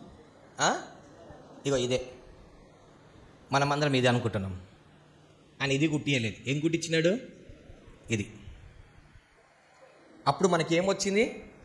ఈ చర్మం వచ్చింది. అంతకుముందు ఏం లేదు, మనిషికి ఏం లేదు అంతకుముందుకు. ఈ చర్మం లేదు. ఎలా ఉన్నాడు వ్యక్తి? దేవుని స్వరూపంలో వెలుగై ఉన్నాడు. ఎప్పుడైతే పాపం చేసినాడో ఏమొచ్చింది? ఈ చర్మం అనేది వచ్చింది. అందుకే దేవుడు అంటాడు, మట్టి నుండి తీయబడ్డావు, మళ్ళా మట్టిలోకే ఈ స్కిన్ చేయబడ్డది. ఉందా? క్లియర్గా ఉందా? నేను వేరే చెప్తున్నాను. ఇంగ్లీష్లోనా? Okay. Also for Adam and his wife the Lord God made tunic of skin and colour them. ఈ చర్మాన్ని దేవుడు సృష్టించి దానికి కలర్ ఇచ్చాడంట. దేవుడు దీనికి ఏమి ఇచ్చాడంట? కలర్ ఇచ్చాడు. అందుకోసమే నల్లోడు, తెల్లోడు, సామన్సాయి కలరు, వీడు కర్రే కాకి అని ఇవన్నీ పేర్లు వచ్చినాయి. అంతకుముందు ఈ స్కిన్కి ఆ పేరు లేవు. ఇంగ్లీష్లో ఉంటుంది ఏమని? దేవుడి చర్మాన్ని అనే చొక్కని తొడిగించి దీనికి కలర్ ఇచ్చాడు. అందుకోసమే ఒకడు నల్లోడు, ఒకడు తెల్లోడు ఉంటాడు, లేకపోతే అందరు ఒకటే కలర్ ఉండేటోడు. హల్లెలూయా, హల్లెలూయా. ఓకే, ఇప్పుడు దేవుడు ఏం చేశాడు? మనం ఇక్కడ మళ్ళీ ఇక్కడికి వద్దాం. He's a king. ఎవరు? మత్తయి సువార్త పోద్దాం. మళ్ళీ 6వ అధ్యాయము 10వ వచనం. నీ చిత్తం పరలోకమందు నెరవేర్చినట్లు భూమి అందును నెరవేరు. ఓకే, ఇప్పుడు ఏంటిది? పరలోకమందు ఏముంది అన్న రాజ్యం ఎలా ఉంది చూడండి. అన్ని రాజుల కన్నా ఈ రాజు చాలా వ్యత్యాసమైన రాజు. ఎవరు? దేవుడు. Is a different king. చాలా మంది రాజులు ఉన్నారు, కానీ ఈ రాజు అన్నిటికన్నా డిఫరెంట్ కింగ్. ఎలా డిఫరెంట్ కింగ్ అంటే ఒక మాట చెప్తాం. రాజు ఒక పని ఏంటిది? ఇప్పుడు దేవుడు ఏం చేశాడు? పరలోకంలో ఉన్నట్టే భూలోకాన్ని సృష్టించాడు దేవుడు. అవునా? వేరే ఐడియాస్తో సృష్టించలేదు దేవుడు. ఆయన రాజ్యాన్ని, ప్రతి రాజు తన రాజ్యాన్ని విస్తరింపాలని చూస్తాడు. ఏం చేయాలనుకుంటాడు? విస్తరించాలని చూస్తాడు. ఇక్కడ దేవుడు కూడా తన రాజ్యాన్ని భూమి మీద విస్తరించాలని చూసిండు. కానీ ఇక్కడ ఒక రాజును పెట్టాడు దేవుడు. ఆదాము అనే రాజును పెట్టాడు.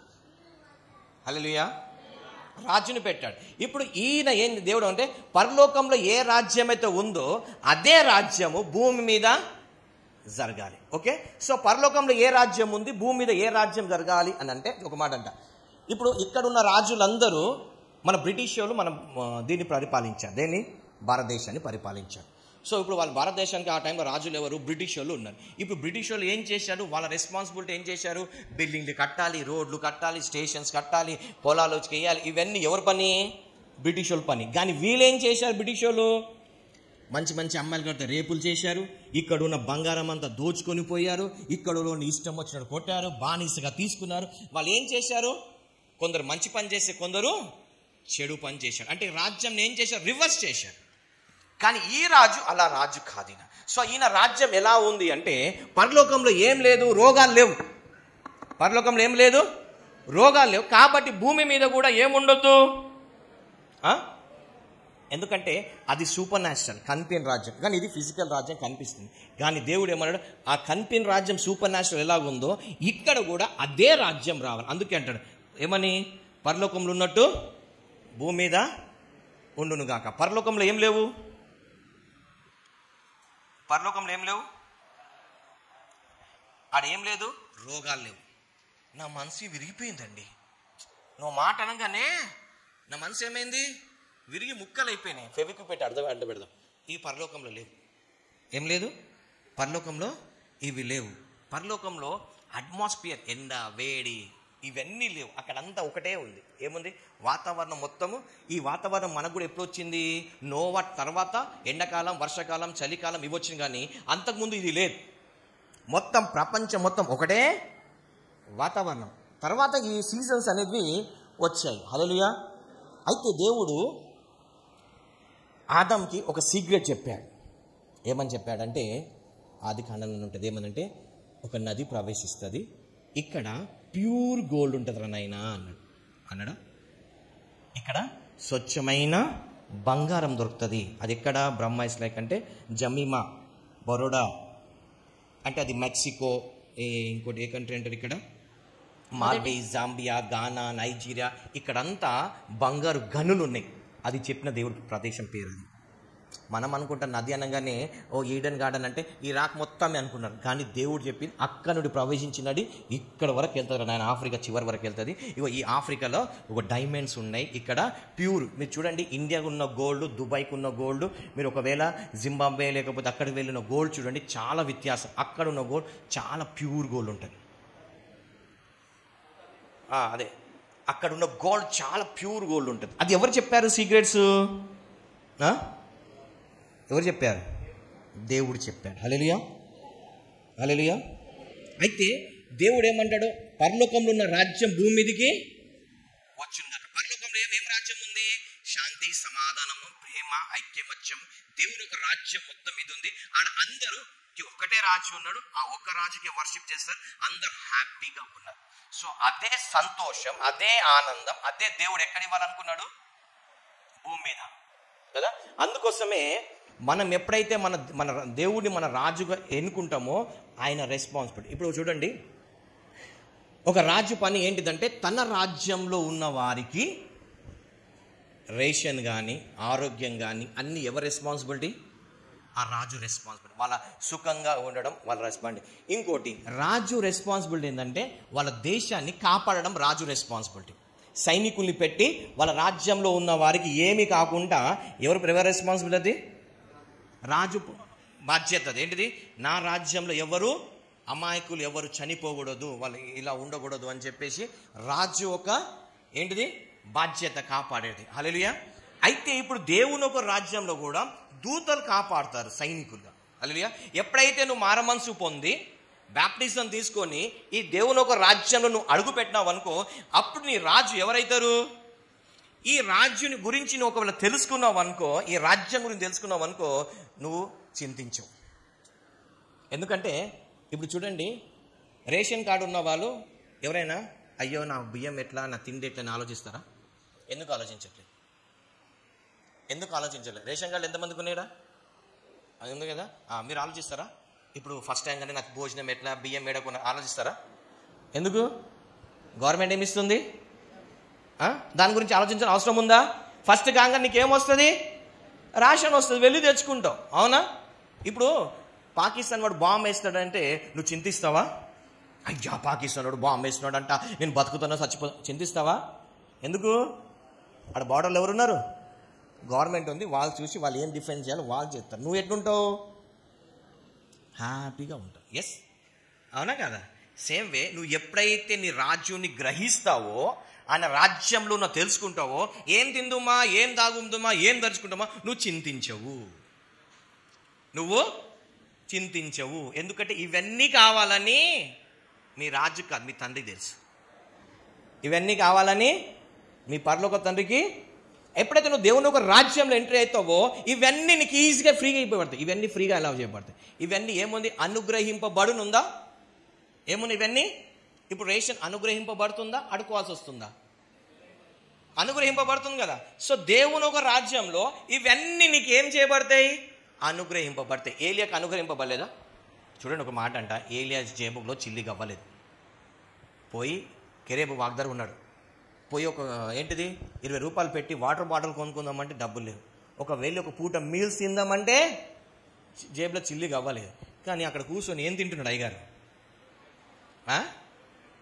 జేబులో అయితే చిల్లి గవ్వలేదు, చుట్టుపక్కల మనుషులు లేదు, కెరీబు వాగ్దారు ఎక్కడో పోయి కూర్చున్నారు ఒంటరిగా. కిలోమీటర్ వరకు మనుషులు ఎవరు కనిపించారు, జంతువులు కనిపిస్తలేదో తెలియదు. కానీ అక్కడ ఏం తింటున్నాడు ఆయన?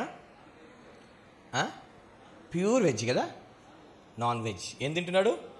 మటన్. ఇది కొంచెం కొంచెం తింటున్నాడా? రోజుకు ఒక ముక్క. మళ్ళీ రాత్రి కాపాడుకోవాలి. ఏం చేయాలి? బొగనలు తీసి ఫ్రిడ్జ్లో పెట్టుకోవాలి, ఎప్పుడు మళ్ళీ రేపు తిందాం మనిషి అని చేస్తున్నాడా? ఏం చేస్తున్నాడు? 3 పూటలు 2 పూటలు కడుపు నిండా తింటున్నాడు. చాలా అనగానే అప్పుడు ఆగిపోతున్నాయి. అవునా? ఆయన దానికోసం వరి అయినాడా? ఏలియా వరి అయినాడా? పోనీ ఎలీషా అయినాడా? ఈయన వచ్చి ఇస్తున్నాడు, నెహమాన్ వచ్చి ఇగో బాబు బంగారం తీసుకో, వెండి తీసుకో అంటే చనిపోరా అంటున్నాడు ఆయన. ఎందుకు? అరే ఈ బంగారం తీసుకొని నేనేం చేసుకోవాలి, నాకెందుకురా బాబు, నీ బంగారం నువ్వే పెట్టుకోపో అన్నాడు ఆయన. ఎందుకు? అది డూప్లికేట్ బంగారం రా, నా తన ఒరిజినల్ బంగారం ఉంది, 24 కాదు 100 క్యారెట్ బంగారం నా తను ఉందిరా బాబు పరలోకంలో. నా రథాలే రా బాబు, బంగారు రథాలు ఉన్నాయి, నువ్వేంది రథంలో తీసుకొస్తున్నావు, నా రథాలే బంగారు రథాలు రా బాబు. అవునా? వాళ్ళు ఎందుకు ఫేత్లకు వెళ్ళగలిగినారంటే వాళ్ళు ఆ కింగ్డంలో ఉన్నారు. శద్రక్ మేషక్ అబేద్నెగోలు అగ్నిగుండంలో ధైర్యంగా ఎందుకు వెళ్ళారంటే, అరే బాబు మా దేవుడే దహించు అగ్ని ఉన్నాడు, మా రాజే అగ్ని ఉన్నాడు, ఇదేం బచ్చ అగ్ని, పోతాం పట్టు. సింహం, మా దేవుడే మా రాజే యూదా గోత్రపు సింహము, నువ్వు సింహాలు పోలేదు అవి నన్ను ఏం చేస్తారా బాబు, అవి పోయినాయి. ఎందుకంటే వాళ్ళు కింగ్డమ్ని అర్థం చేసుకున్నారు, వాళ్ళు దేవుని ఒక రాజ్యాన్ని, ఆ రాజ్యాన్ని అర్థం చేసుకున్నారు కాబట్టి, ఆ రాజ్యం హార్ట్తో కనెక్ట్ ఉన్నారు కాబట్టి వాళ్ళు దాంట్లో వెళ్ళి అడుగు పెట్టి మళ్ళీ బయటికి రాగలిగినారు. మనం ఎందుకు అడుగు పెట్టడానికి భయపడుతున్నామంటే మన రాజ్యం గురించి సరిగా తెలియదు, మన రాజ్యం గురించి మనకు సరిగా తెలియదు. ఎప్పుడైతే నువ్వు ఈ రాజ్యం గురించి, ఈ రాజ్యం గురించి నువ్వు తెలుసుకుంటావో, నువ్వు కూడా బొంత మీద బొంత నాకేం చింతని పడుకుంటావు. ఎందుకు? బైబిల్లో క్లియర్గా ఉంది, ఆయన మంచోళ్ళ మీద చెడ్డోళ్ళ మీద సూర్యుడు వర్షము కాంతి అన్నీ ఇస్తున్నాడు. అవునా? సో ఇప్పుడు నువ్వు మంచోడో చెడ్డోడో? చాలామంది అనుకుంటారు నేను చెడ్డోని. అబ్బో, ఎన్ని వ్యభిచారాలు చేసినావు, ఎన్ని హత్యలు చేసినావు, ఎన్ని దొంగతనాలు చేసినావు చెప్పు. చెడ్డోళ్ళు కదా చెప్పండి. ఇప్పుడు మాటలు రావు కదా, మాటలు రావు. మనం చెడ్డోళ్ళము. హల్లెలూయా. చెడ్డోడైతే మంచోడుగా. హల్లెలూయా. సో ఎప్పుడైతే ఈ రాజు తన రాజ్యంలో ఉన్న వారి కోసం ఏం చేయగలుగుతాడో, ఈ రాజ్యం గురించి నువ్వు తెలుసుకున్నావు అనుకో, ఏ చింత లేదిగా యేసు పుట్టెనని పాడబడతాను. ఎందుకు? నీ రాజ్యం గురించి నువ్వు తెలుసుకున్నావు. ఎందుకంటే ఆయన రాజ్యంలో సిక్నెస్కి ఛాన్స్ లేదు. అందుకే ఆయన యేసుప్రభు వచ్చి ప్రతి చోట సిక్నెస్ని ఎలగొడతా ఉన్నాడు. వాడు ఎంత పాపి కానీ, వాడు ఎంత మూర్ఖుడు కానీ, వాడి శరీరంకి ఏం ఎలగొడుతున్నాడు? బలహీనతలన్నీ సిక్నెస్ ఎలగొడుతున్నాడు, దయ్యాలు ఎలగొడు. ఎందుకంటే దేవుని ఒక రాజ్యంలో దయ్యాలతో పని లేదు, దేవుని ఒక రాజ్యంలో దయ్యాలు ఉండవు. కాబట్టి ఏం చేస్తున్నాడు? చలో ఖాళీ చేయి. ఏం చేస్తున్నాడు? నా రాజ్యంలో నువ్వు ఎట్లా దూరినావు, చలో దయ్యం అవుట్, సిక్నెస్ అవుట్. ఎందుకు? ఆయన రాజ్యంలో ఇవి ఉండవు. ఏముండవు? డబ్బులు ఉండవు కదా. మనకి ఎప్పుడు ఒకటే ఏడుపు, డబ్బు డబ్బు డబ్బు డబ్బు అంతే. మైండ్లోకి వెళ్ళి అది పోనే పోదు కదా. ఎంతసేపు డబ్బు సంపాదించాలి, డబ్బు ఉండాలి, డబ్బు ఇదే తప్పించి వేరే ఉండవు. అది ఉంటే నీకు రాదు, అది బ్రేక్ అయితేనే నీకు వస్తుంది అది. హల్లెలూయా. ఈయన రాజ్యంలో ఏముంటుంది? నీతి, న్యాయము, సమాధానము, సంతోషం ఈయన రాజ్యంలో ఉంటుంది. హల్లెలూయా. నువ్వు ఎప్పుడైతే ఈ రాజ్యం గురించి తెలుసుకుంటావో నువ్వేం చేస్తావు? ఆయనకు ఒబీడియన్స్ అవుతావు. నీకు ఒబీడియన్స్ అయినప్పుడు నీ కిందలో ఒబీడియన్స్ అవుతారు. నీ పైన అథారిటీకి నువ్వు లోబడ్డావు అనుకో, దయ్యాలు నీకు లోబడతాయి. దయ్యాలు నీకు ఎగ్జాంపుల్ చెప్తా. భార్య భర్తకు లోబడితే దయ్యాలు భార్యకు లోబడతాయి. అర్థమైందా? పిల్లలు తల్లిదండ్రులకు లోబడితే దయ్యాలు పిల్లలకు లోబడతాయి. ఇట్ ఈస్ ఎ లా. ఇది దీనిలో ఏంటిది? చట్టం. అది ఏంటిది? నీ పైన ఉన్న వ్యక్తికి, నీ ఇంట్లో రూల్ చేసే వ్యక్తి నువ్వు లోబడితే ఇవన్నీ నీకు రూల్ అవుతాయి. అందుకే చాలామంది, పాస్టర్ గారు మా ఇంట్లో దయ్యం వచ్చింది, నువ్వు వచ్చి ఎలగొట్టు అంటే, నువ్వు నీ ఇంటున్న వాళ్ళ పైన ఉన్న అథారిటీకి ఒబీడియన్స్గా లేవు. అందుకే నువ్వు దాంతో భయపడుతున్నావు.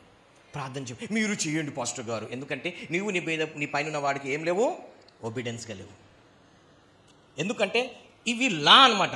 పైన వ్యక్తికి, కిందున్న వ్యక్తి పైన వ్యక్తికి సబ్మిట్ చేస్తే ఇవన్నీ లోబడతాయి. ఎందుకంటే నువ్వు లా పాటిస్తున్నావు కదా. అందుకే యేసు ప్రభు దగ్గరికి ఒక సైన్యాధిపతి అంటాడు, అతడు యూదుడు కాదు, అన్యుడు వచ్చి అంటాడు, ప్రభా నా దాసుడు బాగలేదంటే యేసు ప్రభు అంటే, నేను వచ్చి బాగు చేస్తే. వద్దు ప్రభా, జస్ట్ నువ్వు ఏం చేయలేవు. ఎందుకంటే ఈయనకు తెలుసు రాజ్యం గురించి. ఏమంటాడు? నేనొక అధికారంలో ఉన్న వ్యక్తిని. ఒక సైనికుడు పో అంటే పోతాడు, రా అంటే వస్తాడు. నాకు తెలుసు నువ్వు కింగ్, జస్ట్ కమాండ్ చేయి అంటాడు. జస్ట్ కమాండ్ చేయి అంటాడు.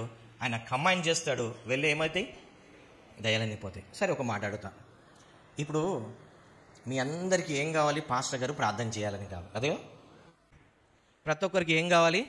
పాస్టర్ గారు ప్రార్థన చేయాలి. నేను ఒక మాట అంట, దయ్యాలు వెళ్ళగొట్టేటప్పుడు కానీ, అద్భుతాలు చేసేటప్పుడు కానీ యేసు ప్రభు ఎన్ని గంటలు ప్రార్థన చేశాడు? ఎక్కడ ప్రార్థన చేశాడు? మరి బైబిల్లో ఉండి తెలుసు, కానీ పాస్టర్ గారికి వచ్చి పాస్టర్ గారు ప్రార్థన చేయాలి. ఎందుకంటే నువ్వు నీ మీద ఉన్న అధికారికి లోబడట్లేదు. ప్రార్థన ఎవరికి చేయాలి తెలుసా? అన్యులు చేయాలి, క్రైస్తవులు కాదు. ఎవరు చేయాలి అంటే నువ్వు ఇంకా ఫేత్లో ఇంకా వీక్ ఉన్నావు. పుట్టక క్రైస్తవును, నేను దేవుడు నమ్ముకొని ఇన్ని సంవత్సరాలు ఇన్ని అయినా నాకు ఇన్ని బైబిల్ తెలుసు, ఇన్ని వాక్యాలు తెలుసు, మళ్ళీ పాస్టర్ గారు వచ్చి చేయి పెట్టి ప్రార్థన చేస్తేనే కానీ కదా. యేసు ప్రభు ఏం చేశాడు? యేసు ప్రభు ఏం చేశాడు? ప్రార్థన చేశాడా? పోనీ శిష్యులు చేశారా? చేసినారా? మరి వాళ్ళకి ఎట్లా హీలింగ్స్, డెలివరెన్స్ అయినాయి? ఎందుకంటే వీళ్ళు ఒక అధికారికి సబ్మిట్ అయి ఉన్నారు. నువ్వు కూడా నీ ఇంటి పైన ఉన్న యజమానికి నువ్వు లోబడు, నీకు కూడా దయ్యాలు వణుకుతాయి. నువ్వు పాస్టర్ దగ్గరికి వచ్చి ప్రే చేయాల్సిన నీ ఇంట్లో, ఎందుకంటే ఇది ఒక లా, చట్టం. ఇదేంటిది? ఇది ఒక చట్టం. ఇది నువ్వు ఒక అధికారికి లోబడితే నీకు ఇందులో నీకు లోబడతాడు. హల్లెలూయా. ఇప్పుడు మీకు కొన్నిసార్లు కొన్ని పాస్టర్లు డెమాన్స్ట్రేషన్ చేస్తారు. ఏమని అంటే, చూడు ఈ చిన్న పిల్లోడితోనే దయ్యం వెళ్ళగొడతా అని చెప్పి ఒక చిన్న పిల్లోని పట్టుకోరామంటాడు. పట్టుకొచ్చిన తర్వాత ఆ బెల్లం పెట్టి, అరే నువ్వు వాడికి దయ్యం వెళ్ళిపోమంటే పోతుంది అంటాడు. ఎందుకు పోతుంది తెలుసా? ఈ పిల్లోడు ఇక్కడ ఈయన నువ్వు లోబడుతున్నాడు. అతనికి అనాయింటింగ్ కానీ ఏమీ లేదు, బైబిల్ గురించి యేసు ప్రభువుకి వాడికి ఏం తెలియదు. కానీ లా ఏంటిదంటే ఈ వ్యక్తికి ఒక అధికారం ఉన్న వ్యక్తికి ఏం చేస్తున్నాడు? లోబడుతున్నాడు, తిరుగుబాటు చేయట్లేదు. అప్పుడు ఏమవుతుంది? ఆ దయ్యం ఏమవుతుంది? వెళ్ళిపోతుంది. మిరాకిల్ జరిగేది అక్కడనే, మిరాకిల్ అక్కడనే జరుగుతుంది. హల్లెలూయా. ఎప్పుడైతే నువ్వు ఒబీడియన్స్ ఉంటావో నెక్స్ట్ నీది ఒబీడియన్స్ అవుతుంది. సిక్నెస్ అనేది కింగ్డమ్ ఆఫ్ గాడ్లో ప్లేస్ లేదు. ఏం లేదు? దేవుని ఒక రాజ్యంలో సిక్నెస్ అనేది లేదు. అందుకోసమే దేవుడు ఏం చేసినాడు? వచ్చినప్పుడు ఆ సిక్నెస్ అందరినీ ఆయన రాజ్యంలోకి వెళ్ళి, ఆయన రాజ్యంలో ఉన్న బిడ్డల్లోకి వెళ్ళి ఏం చేస్తున్నాడు? వెళ్ళగొడుతున్నాడు. హల్లెలూయా, హల్లెలూయా. ఒకవేళ నీకు ప్రార్థన చేస్తే నీకు సిక్నెస్ నువ్వు విడుదల పొందుకున్నావు అంటే నువ్వు దేవుని ఒక రాజ్యంలో ఒక వ్యక్తివి. నీ జీవితంలోకి వెళ్ళి, నీ కుటుంబంలోకి వెళ్ళి దయ్యం వెళ్ళిపోయింది అని అంటే నువ్వు దేవుని రాజ్యానికి సంబంధించిన వ్యక్తివి. హల్లెలూయా. ఏంటిది? నీ లైఫ్లో ఒక అద్భుతం జరిగిందంటే నువ్వు దేనికి సంబంధించిన వ్యక్తివి? దేవుని రాజ్యానికి సంబంధించిన వ్యక్తివి. ఎప్పుడైతే నువ్వు దేవుని రాజ్యంలో ఉంటావో నీకు సంరక్షించడం, నీకు పోషించడం, నీకు అన్ని చూసుకునే ఎవరి బాధ్యత? రాజు బాధ్యత. హల్లెలూయా. ఎవరి బాధ్యత? రాజు బాధ్యత. ఒక మాట అంట, ఇప్పుడేమో తెలియదు కానీ మేము చిన్నగా ఉన్నప్పుడు హైదరాబాద్లో రాత్రి పూట గురుకో వచ్చేటోడు, వచ్చి కొట్టుకుంటా అరుచుకుంటా పోయేటోడు. ఏం చేసేటోడు? వాళ్ళందరూ నేపాల్లో ఉండేటోళ్ళు. వాళ్ళు వచ్చి ఇంటింటిగా కొట్టుకుంటా అరుచుకుంటా పోయేటోళ్ళు అనమాట. ఇప్పుడు ఆ వ్యక్తి ఆ ఏరియాలో ఉన్నంత వరకు ఆ ఏరియాలో ఎవరు రారు? దొంగలు రారు. ఎందుకు? ఆ కాలనీలో ఆ బస్సులో ఉన్న వాళ్ళందరూ ఏమవుతారు? మంచిగా పడుకో, లేవంగానే పొద్దుగా లేవగానే వాడు వచ్చి నెలకు ఒకసారి సార్ ఇనాం అంటాడు. వాడు తీసి ఇచ్చేయాలి వాడికి. ఎందుకు? మన ఇంటిని వాడు ఏం చేస్తున్నాడు? కాపాడుతున్నాడు కదా. ఆ కాపాడుతున్న కూడా పడుకో. సేమ్ వే నువ్వు ఆయన కింగ్డమ్లో ఉన్నప్పుడు రాత్రి కాపాడడానికి దూతలు నిన్ను ఏం చేస్తారు? ఏం చేస్తారు? కాపాడబడతాం. హల్లెలూయా. పగలు ఎండ దెబ్బైనను రాత్రి వెన్న దెబ్బలైనను తగలకుండా, నీ పాదంలకు రాయి తగలకుండా, నీకు ఏ దుష్టుడు తగలకుండా ఏం చేస్తాడంట? ఉన్నాడా నీకు ఒక బాడీగార్డ్? ఎప్పుడు ఉంటాడు? నువ్వు ఆయన కింగ్డంలో ఉన్నప్పుడు, ఆ రాజుని నమ్మినప్పుడు. ఏ రాజుని?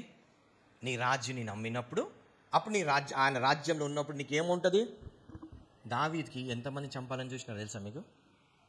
చుట్టుపక్కల రాజ్యాలన్నీ దావీద్ని దొరికితే చంపాలని, కానీ దావీద్ ఎట్లా చచ్చినాడు? Normal death చచ్చినాడు. ఆయన చంపనీయలే దేవుడు. అవునా? ప్రతి రాజు కొంతమంది చంపాలని చూస్తారు కానీ దేవుడు చంపనీయడు. హల్లెలూయా. సో నిన్ను కూడా చాలామంది చంపాలని చూస్తారు, కానీ నువ్వు ఎక్కడున్నావు? దేవుని ఒక రాజ్యంలో ఉన్నావు కాబట్టి ఏ శత్రువు నిన్ను, అందుకే అంట ఏ అపాయము నా గుడారము సమీపించి. ఎందుకు? నువ్వు ఆయన రెక్కల కింద ఆయన రాజ్యంలో ఉన్నావు. సో 9 కీర్తనలు ఏమిటో చూడండి. ఆయన రాజ్యంలో ఎలా ఉంటుంది చూద్దాం. ఆయన రాజ్యంలో అప్పులు ఉండవు. ఆయన రాజ్యంలో అప్పులు ఉండవు. ఆయన రాజ్యంలో గొడవలు ఉండవు. ఆయన రాజ్యంలో స్థలాల కోసం కొట్లాడుకోవడం ఉండదు. ఆయన రాజ్యంలో భార్యాభర్తల తగాదాలు, అన్నతమ్ముల తగాదాలు ఇవన్నీ ఏమి ఉండవు ఆయన రాజ్యంలో. మహోన్నతుని చాటున ఏంటిది? ఆయన రాజ్యంలో నువ్వు నివసిస్తున్నావు అనుకో, ఆయన రాజ్యం కింద వచ్చినావు అనుకో, నువ్వేంటిది? సర్వశక్తు నీడను విశ్రమించి వాడు. ఎందుకంటే నీ కాపాడువాడు కునుకడు, నిద్రపోడు. ఎవరిని కాపాడువాడు? ఎవరిని కాపాడువాడు? ఇజ్రాయేలును, మనం కాదు కదా. ఇజ్రాయేలును కాపాడువాడు, కునుకునే మనకు కాపాడువాడు. మరి ఈయన కునికే రాదు ఈయనకు. రైట్. ఆయనే నా ఆశ్రయం. మైక్ పెట్టండి అక్కడ. నా కోట, నేను నమ్ముకున్న నా దేవుడు. మన ఏ దేవుడిని నమ్ముకున్నాం? మన దేవుడు ఎవరు, ఎట్లా అంటాడో ఫస్ట్ మనం తెలుసుకోవాలి. మన రాజు ఎవరో మనకు తెలుసుకోవాలి, మన దేవుడు ఎవరో మనకు తెలుసుకోవాలి. ఆయనే నాకు ఆశ్రయం, ఆయనే నాకు ఆశ్రయము, నా కోట, నేను నమ్ముకున్న నా దేవుడైన యెహోవా గురించి, యేసే గురించి మాట్లాడుతున్నా నేనా. వేటగాని ఊరిలో నుండి. ఏంటిది వేటగాడు? ఏంటిది? శత్రువు ఎప్పుడు నన్ను వేట చేయాలని చూస్తూనే ఉంటాడు. ఆయన నన్ను విడిపించాడు. తెలుసా మీకు? సంఘస్థులు కూడా ఇప్పటికీ కొంతమంది నా మీద పీకల మీద ఉంటుంది. మాకు ఇట్లా అంటాడా అని కొంతమంది, నాకు కూడా ఉన్న వాళ్ళ కొంతమందికి ఉంటుంది నా మీద పీకల వరకు. నేను ఒకటే అనుకుంటా, వాళ్ళకి నాకు మీద ఎట్లున్నా పర్లేదు, కానీ ఒకటి ఏంటంటే నేను వాళ్ళ మేలు కోసం చేస్తున్నాను కానీ కీడు కోసం చేయట్లేదు, కాబట్టి నేను ఫ్రీ అంట. నేను నాకు ఎవరెవరు నా మీద ఉన్నారు కూడా నాకు తెలుసు. పాస్టర్ మీద ఎవరెవరు పీకల మీద ఉన్నారో నాకు తెలుసు. కానీ నేనేమన్నానంటే, ప్రభా, యేసు ప్రభు అంటారు, వాళ్ళు ఎరగక, ప్రభా వాళ్ళు ఏం చేస్తున్నారు, వారు ఎరగనక వాళ్ళని, వాళ్ళు ఏమనుకుంటున్నారు, నేను వాళ్ళ మీద పగబట్టినా, వాళ్ళ కీడు చేస్తున్నా అనుకుంటున్నారు, కానీ వాళ్ళకి నేను మేలు చేస్తున్నా వాళ్ళకి తెలియదే ప్రభా, వాళ్ళకి క్షమించండి అంట. హల్లెలూయా. ఎందుకంటే పాస్టర్ కనుక మాకు ఇట్లా అంటాడా, మాకు ఇట్లా, వాళ్ళకంటే పర్లేదు, మాకు అంటాడా అంటే, నీకు అంటాడంటే నువ్వు బాగుపడాలని నీకు అంటాడు, లేకపోతే నీకు ఎందుకు అంటాడు? హల్లెలూయా. ఓకే, ఇప్పుడు ఏంటిది? నా రాజుని గురించి మాట్లాడుతున్నానా? నాశనకరమైన తెగులు రాకుండా. ఏంటిది? శత్రువు ఎప్పుడు మనం ఏం చేయాలని చూస్తుంటాడు? నాశనం చేయాలి. మన టార్గెట్ అది. మన టార్గెట్ ఏంటిది? అన్యుల క్రైస్తవు. నేను మన హాస్పిటల్కి వెళ్ళాను. హాస్పిటల్కి వెళ్ళి ఆడ క్రిస్టియన్ అమ్మ ఉందనమాట. ఏందయ్యా పాస్టర్ గారు ఇలా వచ్చారంటే, డాక్టర్ నుండి ఒక సర్టిఫికేట్ కావాలంటే, ఏమైందంటే ఇట్లా పలానా అంటే, అరే మొన్న వచ్చి మందులు తీసుకోపోయిందంటే, ఏం చేద్దాం మనకు కావాలంటే, అన్ని కష్టాలు క్రైస్తవులకి వస్తాయి ఏందయ్య గారు అంటుంది. నేనా మరి అపవాది వాన్ బిడ్డలకి ఎందుకు ఇస్తాడు, మనం పరలోకం వెళ్తాం కాబట్టి మనకే ఇక్కడ వస్తాయి, వాడికి రావు అన్న. హల్లెలూయా. వానికి టార్గెట్ ఎవరు? క్రైస్తవులే. నీకు అపవాది నీకు టార్గెట్ పెట్టినావంటే నువ్వేంటిది? You are VIP. నువ్వేంటిది? నువ్వు విఐపి కాబట్టి నీకు టార్గెట్ పెడతావు. లేకపోతే నీతను ఏమైనా ఉంటేనే వాడు దొంగడు ఎప్పుడు వస్తాడండి? నీతను ఏమైనా ఉంటేనే వస్తాడు, లేకపోతే ఎందుకు వస్తాడు వాడు? వస్తాడా? రాడు. నీతను వాడు ఎంట పడుతున్నాడంటే నీ తర ఏదో 100-200కి వస్తాడండి దొంగతనాలు చేయడానికి. బంగారం ఉంటేనే, డైమండ్ ఉంటేనే, కట్టల డబ్బు ఉంటేనే వస్తాడు, అవునా? సో నీతన కూడా ఏదో కట్టల దీవెను, డైమండ్ ఏమో ఉన్నాయి కాబట్టి వాడు వస్తున్నాడు. అందుకే దేవుడు ఏమంటాడు? వేటగాని ఊరిలోను. అంటే నీకు ఒక వేటగాడు ఉన్నాడు. ఎందుకు? నీకు ఉరి వేయడానికి, నిన్ను చంపేయడానికి, నిన్ను నాశనం చేయడానికి ఎవడో వేటగాడు ఉన్నాడు. ఓకే, ఎవరున్నారు? ఇప్పుడు ఇండియాకు లేరా? పాకిస్తాన్ లేదా? చైనా లేదా? బర్మా లేదా ఇది చేయడానికి? అవునా? సేమ్ వే మనం కూడా దేవుని ఒక రాజ్యంలో శత్రువు ఉన్నాడు. వాడు ఎందుకు చూస్తున్నాడు? ఒక మాట చెప్పన్నా, నువ్వు దేవుని రాజ్యానికి తెలిసి ఎప్పుడైతే అడుగు పెడతావో అప్పుడే నీ లైఫ్ అయిపోయినట్టు. వాడు అందుకోసమే ఆ దేవుని రాజ్యం నుండి బయటికి రావడానికి వాడు చాలా ప్రయత్నాలు చేస్తుంటాడు. ఆ రాజ్యం నుండి నీకు బయట తిప్పేయాలని వాడు ఏం చేస్తాడు? వేటగాడు ఏం చేస్తాడు? ఆడ వేట వేసి చూస్తూ ఉంటాడు. ఎప్పుడొచ్చి పడతాడా, పట్టంగా దొరకాలని చెప్పేసి మనల్ని కూడా వాడు ఏం చేస్తాడు? పట్టుకోవాలని చూస్తూ ఉంటాడు. వేటగాని ఊరిలో నుండి ఆయన నిన్ను ఏం చేస్తాడు? అప్పుడు దేవుడు ఏం చేస్తాడు కదా, వాడు ఇక్కడ ఊరి వేసి పెట్టినాడు అనుకో, నువ్వు ఇట్లా వెళ్తుంటావు. డైరెక్ట్ అక్కడ వరకు వెళ్ళిన తర్వాత ఏమవుతుందంటే సడన్గా ఇట్లా వెళ్ళిపోతాను. ఎందుకు వెళ్తున్నా నీకు కూడా అర్థం కాదు. ఇప్పుడు ట్రైన్ ఉంటుంది, ట్రైన్ ట్రాక్ మీదనే పోతుంటుంది. స్టేషన్ రాగానే జుబుక్కని ఇట్లా మళ్ళీపోతుంది, లేకుంటే అటకెళ్ళిపోతుంది. ఏంటిది? ట్రైన్ ట్రాక్ చేంజ్ అవుతుంది. సపోజ్ శత్రువు కూడా నీకు అక్కడ ఊరికమ్మం పెట్టినాడు అనుకో, నువ్వు పోతావు, దగ్గర పత్త వరకు పోతావు, లాస్ట్ అడుగు సైడ్లో వేపిస్తాడు దేవుడు. ఎందుకు తెలుసా? బైబిల్లో ఉంటుంది, నీ కాలు లేడి కాలు వలె చేస్తాను పడిపోకుండా. సో దేవుని ఒక రాజ్యంలో ఉన్న వ్యక్తికి సడన్గా దేవుడు ఏం చేస్తాడు? దారి మళ్ళిచ్చేస్తాడు. మేము హైదరాబాద్లో ఉన్నప్పుడు రామ్నగర్లో ఉన్నాం. జగదిరిగుట్టలో మాకు ఇల్లు ఉంది. ఏమైంది? నేను అన్నాను, సాలిగా ఇక్కడ ఉండడం చాలు, మనం వెళ్ళిపోదాం పా అని చెప్పేసి బలవంతంగా సామాన్ అంతా ప్యాక్ చేయించుకొని ఎట్లా చేసి గుట్టకి వెళ్ళిపోయినాం. వెళ్ళిపోగానే అక్కడ ఒకడు చల్లబడ్డాడు. ఏంటంటే నెక్స్ట్ డే వచ్చి వాడు మా ఇల్లు కబ్జా చేయాలని చూసినాడంట. ఏం చేయాలని చూసినాడు? మేము ఈ రోజు వెళ్ళాము, రేపు మా ఇల్లు కబ్జా చేయాలని చెప్పి వాడు అంతా ప్లాన్ వేసి పెట్టుకున్నాడు. ఏం చేసినాడు? వేటగాడు ఏం చేసినాడు? ఊరేసి పెట్టినాడు. కానీ దేవుడు ఏం చేసినాడు? లాస్ట్ మూమెంట్ ఏం చేసినాడు? Track change. హల్లెలూయా. నీ దీవెనలు నువ్వే అనుభవిస్తావు. ఎందుకు? నీ కష్టార్జితము దేవునికి ఇచ్చి నువ్వే అనిపిస్తుంది. అది ఏ టైం అయినా కానీ గాడ్ కెన్ డూ మిరాకిల్. అది మనకు తెలియకపోవచ్చు. నేను ఆ స్టెప్ వేసేది మాకు తెలియదు. తెలిస్తే ఎంత భయపడతామో. ఆడ ముందు ఊరు ఉందని చెప్తే మనం ఏం చేస్తాము? ఆడ ముందు చేతబడింది అనుకో ఏమంటాం? అయ్యో చేతబడిందంట. అందుకే దేవుడు ఏం చేస్తాడు? తెలియకుండా తీసుకెళ్ళి లాస్ట్ మూమెంట్లో ఏం చేస్తాడు? ట్రాక్ చేంజ్ చేపిస్తాడు. హల్లెలూయా. ఈ దారిలోకి వెళ్ళకన్నా ఈ దారిలోకి తీసుకెళ్ళిపోతాడు. ఎందుకు? ఆయన రాజ్యంలో ఉన్న వారికి ఎలా కాపాడాలో ఆయనకు బాగా తెలుసు. ఎందుకంటే నువ్వు దేవుని రాజ్యానికి సంబంధించిన వ్యక్తివి. ఇప్పుడు మోసాద్ వాళ్ళు ఉంటారు, మన సీక్రెట్ ఏజెంట్స్. వాళ్ళు ఏం చేస్తారు? వాళ్ళకి ప్రొటెక్షన్ అంతా గవర్నమెంట్ ఇస్తూ ఉంటారు. సాటిలైట్ నుండి వాళ్ళకి చూస్తూ ఉంటారు వాళ్ళు ఎటు పోతున్నారు అనేసి, వాళ్ళకి ప్రొటెక్ట్ చేయడానికి. ఇప్పుడు మన మినిస్టర్స్ ఉంటారు, వాళ్ళకి సాటిలైట్ నుండి వాళ్ళకి ఏముంటుంది? ప్రొటెక్షన్ ఉంటుంది, ఎక్కడ పోతున్నారు, ఎవరు ఏం చేస్తారు. సో మనకు కూడా దేవుడు ఏం చేస్తాడు? ఆయన రాజ్యంలో ఉన్నావు కాబట్టి ఆయన ప్రొటెక్ట్ చేస్తుంటాడా.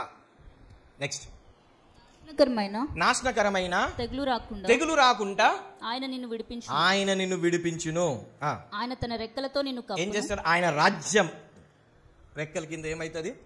నిన్ను ఏం చేస్తాడు? ఆయన రెక్కల కింద భద్రపరుస్తాడు ఆయన. ఎందుకంటే ఆయన రెక్కల కింద, ఆయన హస్తం కింద నేను పెడతాడు. ఆయన హస్తం కింద దయ్యం వస్తుందా? రాలేదు. ఎందుకు?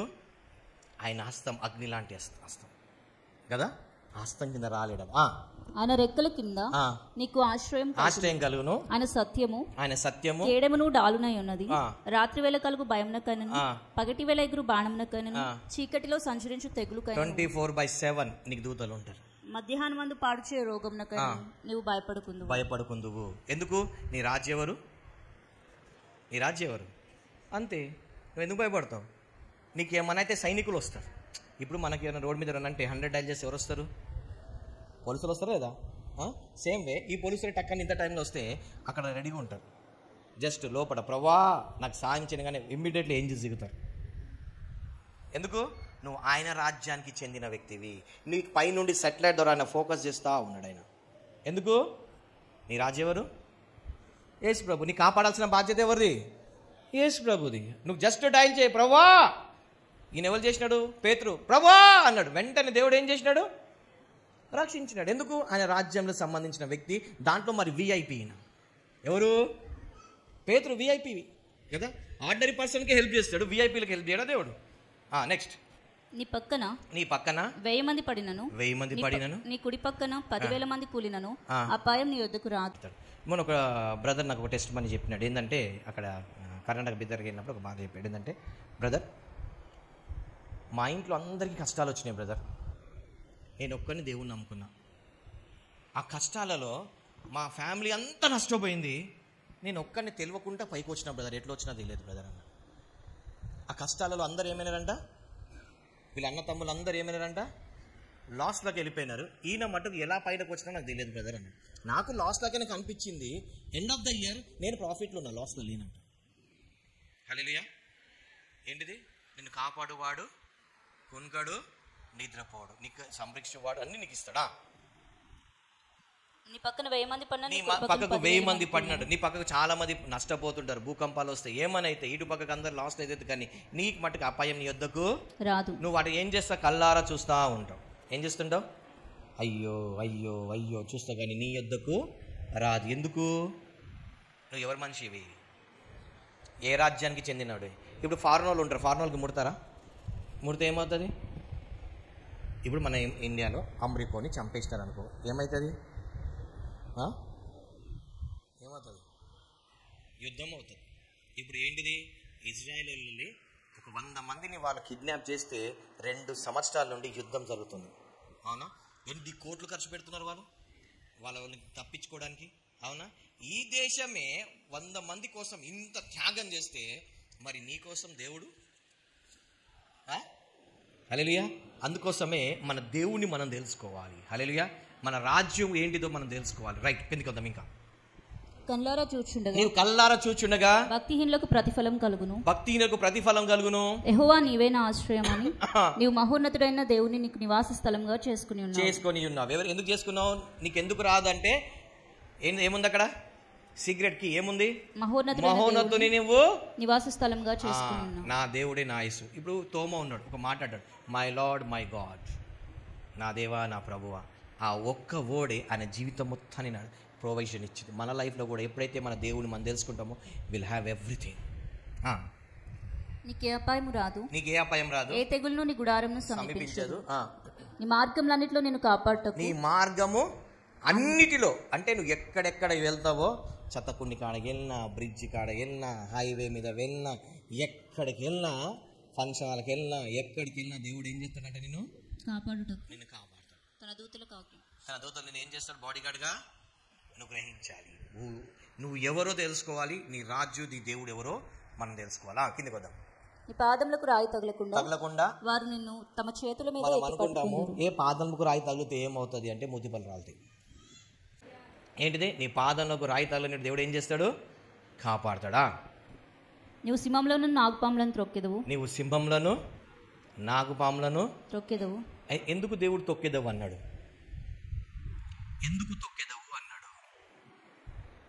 ఎందుకంటే స్టార్టింగ్ నువ్వు బేబీ ఉండొచ్చు, తర్వాత యూత్కి అయినావు, తర్వాత ఒక సైనికుడిగా మారి నువ్వు ఏం చేయాలి? శత్రువుని ఆనందొక్కాలి, భయపడద్దు. చిన్నప్పుడు ఏం చేస్తాం? కుక్క రంగానే డాడీ, కుక్క అనగానే అడి అంటాం. పెద్దగైనాక డాడీ అని వస్తాడా? వాడే అడి అంటాడు. అవునా? మరి నువ్వు కూడా స్పిరిచువల్గా ఎదిగినప్పుడు అపవాదిని ఏం చేయాలి? నువ్వే తరమాలి. హల్లెలూయా. ఏం చేయాలి? God has given you power. శత్రు సైన్యం అంతటి మీద నీకు అధికారం ఇచ్చి ఉన్నాను. సో నువ్వేం చేయాలి? దాన్ని తరమాలి. హల్లెలూయా. నేను ఒకటి అనుకుంటా, మీరు అనుకుంటారు నాకు తెలియదు, నేనేమనుకుంటా అంటే, ఒకవేళ ఎవరైనా క్రైస్తవులకి అగెన్స్ట్గా వస్తారు కదా, కొట్టడానికి చెప్పడానికి వస్తారు కదా, వచ్చినప్పుడు అరే యేసు ప్రభుని విడిచిపెడతావా లేదా అంటే వాని జాతకం మొత్తం మనం చెప్పేటట్టు ఉండాలి. పారిపోయేటట్టు ఉండొద్దు. ఎలా ఉండాలి? పారిపోయేటట్టు. చెంత దావీదు నిలబడి అరే బాబు నీ పేరు ఇది కదా, నీకు ఈ ప్రాబ్లం ఉంది కదా, నీకు ఈ ప్రాబ్లం ఉంది కదా, ఒకవేళ ఈ ప్రాబ్లం నువ్వు పోవాలంటే యేసు ప్రభుని తప్పించి ఎవడు లేడు అనగానే వాడికి సల్ల చెమటలు కొట్టాలి. ఈ టైప్లో ఉంటే ఎలా ఉంటుంది అనిపిస్తుంది నాకు. పారిపోవడం కన్నా ఈ టైప్లో రావాలి. ఎలా రావాలి?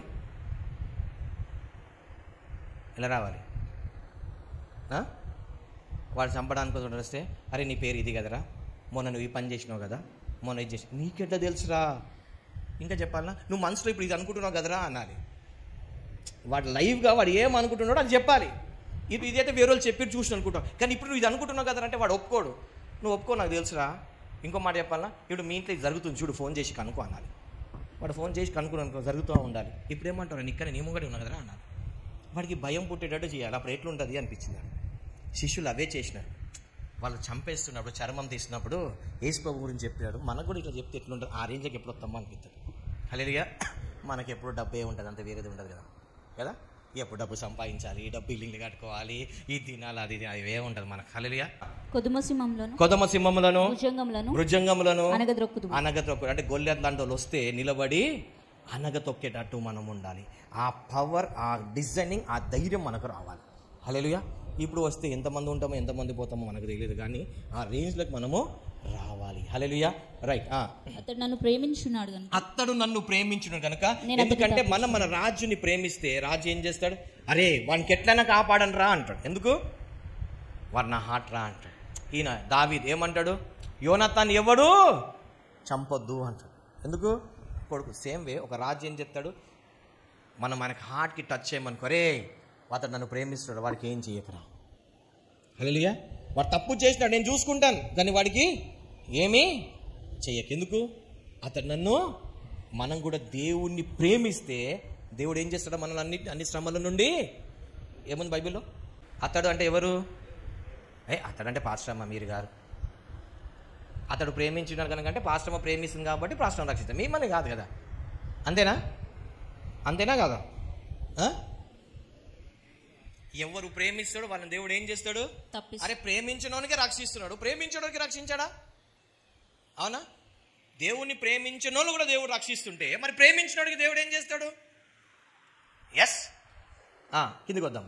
అతడు నా నామం ఎరిగినవాడు గనుక ఏంటి? రాజుకి ఈ వ్యక్తికి కనెక్షన్ ఉంది కాబట్టి ఇప్పుడు ఎవరంటే అరే వాడికి సీఎం తెలుసురా అంటాడు, వాడికి డైరెక్ట్ కనెక్షన్ ఉందిరా అంటాడు. అట్లా మనకు డైరెక్ట్ కనెక్షన్ ఉండాలి. నేను అతన్ని గణపరుస్తాను. అతడు నాకు మొరపెట్టగా నేను అతనికి ఉత్తరం ఇస్తాను.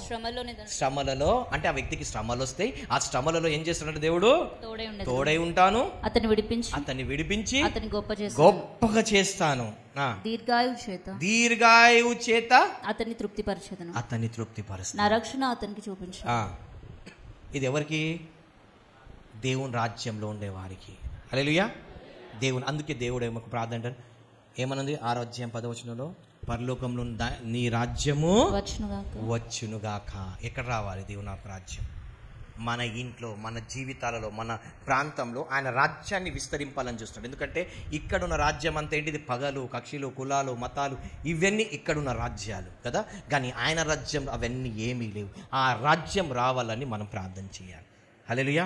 ఫస్ట్ మనలో రావాలి, నెక్స్ట్ మన ఇంట్లో రావాలి, తర్వాత మన ప్రాంతంలో రావాలి.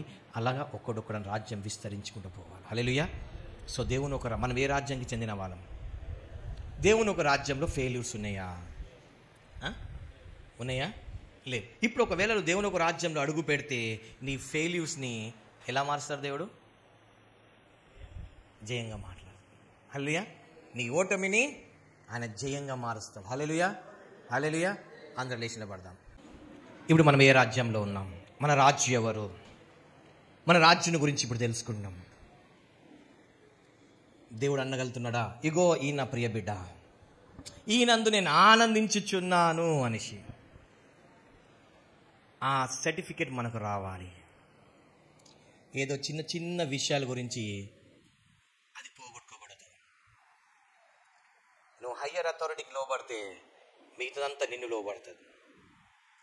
నువ్వు హయ్యర్ అథారిటీకి లోపడితే మిగతా చిన్నడంటే నేను ఆయనకు చెప్పుకుంటుంది అంటాడు. స్పిరిచువల్ లాస్, ఆత్మ మండలం ఉన్న చట్టాలు ఇవి. నువ్వు ఆయన రాజ్యంలో అడుగు పెడితే, అందుకే అంటాడు ఆయన నీతిని రాజ్యాన్ని వెతుకుడు, అన్నీ అరగన నీకు అన్నీ ఇవ్వబడతాయి. నీకు ప్రొటెక్షన్, ఫుడ్, ప్రొవిజన్ అన్నీ ఇవ్వబడతాయి. అబ్రహాంకి ఇవ్వబడలేదా? లాస్ట్ మూమెంట్లో ట్రాక్ చేంజ్ చేయలేదు దేవుడు. అబ్రహామా ఆబు, నీ కొడుకుని కాదురా బాబు, ఆడ గొర్రెపిల్ల ఉంది, గొర్రెపిల్లకి ఇవ్వు. ఆయన రాజ్యంలో మనం అడుగు పెట్టాలి. ఆయన రాజ్యంలో అన్నీ ఉన్నాయి మనకు. అందుకే ఆయన రాజ్యంలో ప్రవేశించాలంటే ఏమంటాడు? నీ కన్ను అభ్యంతరపరిస్తే తీసివేయి. అనవసరంగా ఆ కన్నుతో నిన్ను రాజ్యాన్ని ఎందుకు పోగొట్టుకుంటావు? నీ చేతులు కానీ నీకు ఏమైనా అభ్యంతరపరిస్తే పెరిగివేయి అంటాడు. ఎందుకంటే అది లేకున్నా పర్లేదు కానీ నువ్వు రాజ్యాన్ని మిస్ కాకు. దేవుని ఒక రాజ్యాన్ని, ఆయన రాజ్యం మన మధ్యలోనే ఉంది. ఆయన రాజ్యం వచ్చునుగా కానీ మనం ప్రార్థన చేస్తున్నాం. ఆయన మన రాజే ఉన్నాడు. రాజు అన్నీ చూసుకుంటాడు. రాజు తన బైబిల్ ఉంటుంది, గొర్రెల కాపరి తన గొర్రెల కోసం ప్రాణం పెడతాడు. మన రాజు మన కోసం ప్రాణం పెడతాడు కదా, ఆల్రెడీ పెట్టేసినాడు ఆయన. మన రాజు మన కోసం ప్రాణం పెట్టినాడు, మనం కాపాడడానికి కోసం, మనం రక్షించడానికి, ఆయన రాజ్యాన్ని విస్తరించడానికి, ఆ రాజ్యానికి ప్రొటెక్షన్ చేయడానికి ఆయన ఆల్రెడీ తన ప్రాణాన్ని పెట్టేసి ఆయన తిరిగి లేచి జయించి ఉన్నాడు. ఎందుకంటే ఆయన రాజ్యంలో మరణం అనేది ఉండకూడదు. అన్ని రాజ్యాలలో మరణం ఉంది, కానీ దేవుని ఒక రాజ్యంలో మరణం అనే పదం ఉండకూడదని ఆయన మరణాన్ని ముళ్ళుని విడిచిన దేవుడే ఉంటున్నాడు. ఆయన మరణాన్ని విడిచినాడు ఆయన. ఎందుకంటే దేవుని ఒక రాజ్యంలో మరణానికి స్థానం లేదు. అన్న మరణాన్ని జయించి ఉన్నాడు ఆయన రాజ్యంలో. ఆ రాజ్యంలో మనం ప్రవేశపెట్టినాం. కొంతమంది ఆల్రెడీ ఆ రాజ్యంలో ఉన్నారు, కొంతమంది రాజ్యంలో కొంతమంది ఇంకా ప్రవేశించలేదు. ఆ రాజ్యంలో ప్రవేశం పెట్టు. పేతురు, వీళ్ళందరూ, యోహాన్ అందరూ దేవుని ఒక రాజ్యంలో ప్రవేశపెట్టినప్పుడు వాళ్ళందరూ కానుకలు తీసుకొచ్చినప్పుడు వాళ్ళందరూ అక్కర అవసరం కొద్ది పంచిపెట్టాడు. ఎందుకంటే ఆయన రాజ్యంలో అందరు సమానము. ఎవరు అక్కర్లు ఎలా తీర్చాలో వాళ్ళు తీర్చినారు. వాళ్ళ ముందుకు సాగిపోతా ఉన్నారు. పేతురు, యోహాన్ దేవుని ఒక రాజ్యంలో సాగిపోతూనే ఉన్నారు. మనం ఏ రాజ్యంలో ఉన్నాం? నీ విశ్వాసం ఎక్కడ? ఈ దేవుని ఒక రాజ్యంలో అన్ని విశ్వాసం మూలంగానే పనిచేస్తాయి. Faith is very important. Faith and action. దేవుని ఒక రాజ్యంలో విశ్వాసము, నీ క్రియ అనేది చాలా ప్రాముఖ్యం ఉంటుంది. నువ్వు క్రియ చేసినప్పుడే నీకు దీవెనలు వస్తాయి. నువ్వు లోబడినప్పుడే, యేసు ప్రభు ఏ విధంగా అయితే యోహాన్ దగ్గర లోబడ్డాడో ఆయనకు ఆకాశం తెరవబడ్డది. నువ్వు నీ మీద ఉన్న అధికారికి ఎప్పుడైతే లోబడతావో నీ జీవితంలో ఆకాశం తెరవబడుతుంది. ఎప్పుడైతే నువ్వు మనకి మునుపటిగా దేవుని ఒక ఆజ్ఞకు నువ్వు లోబడతావో ఆకాశ వాపిలు విప్పబడతాయి. ఎప్పుడైతే నువ్వు దేవుని ఒక చట్టానికి, దేవుడి అధికారానికి నువ్వు లోబడతావో అప్పుడే నీ జీవితంలో ఆకాశం తెరవబడుతుంది. అక్కడి నుండి నీకు దీవెనలు వస్తాయి.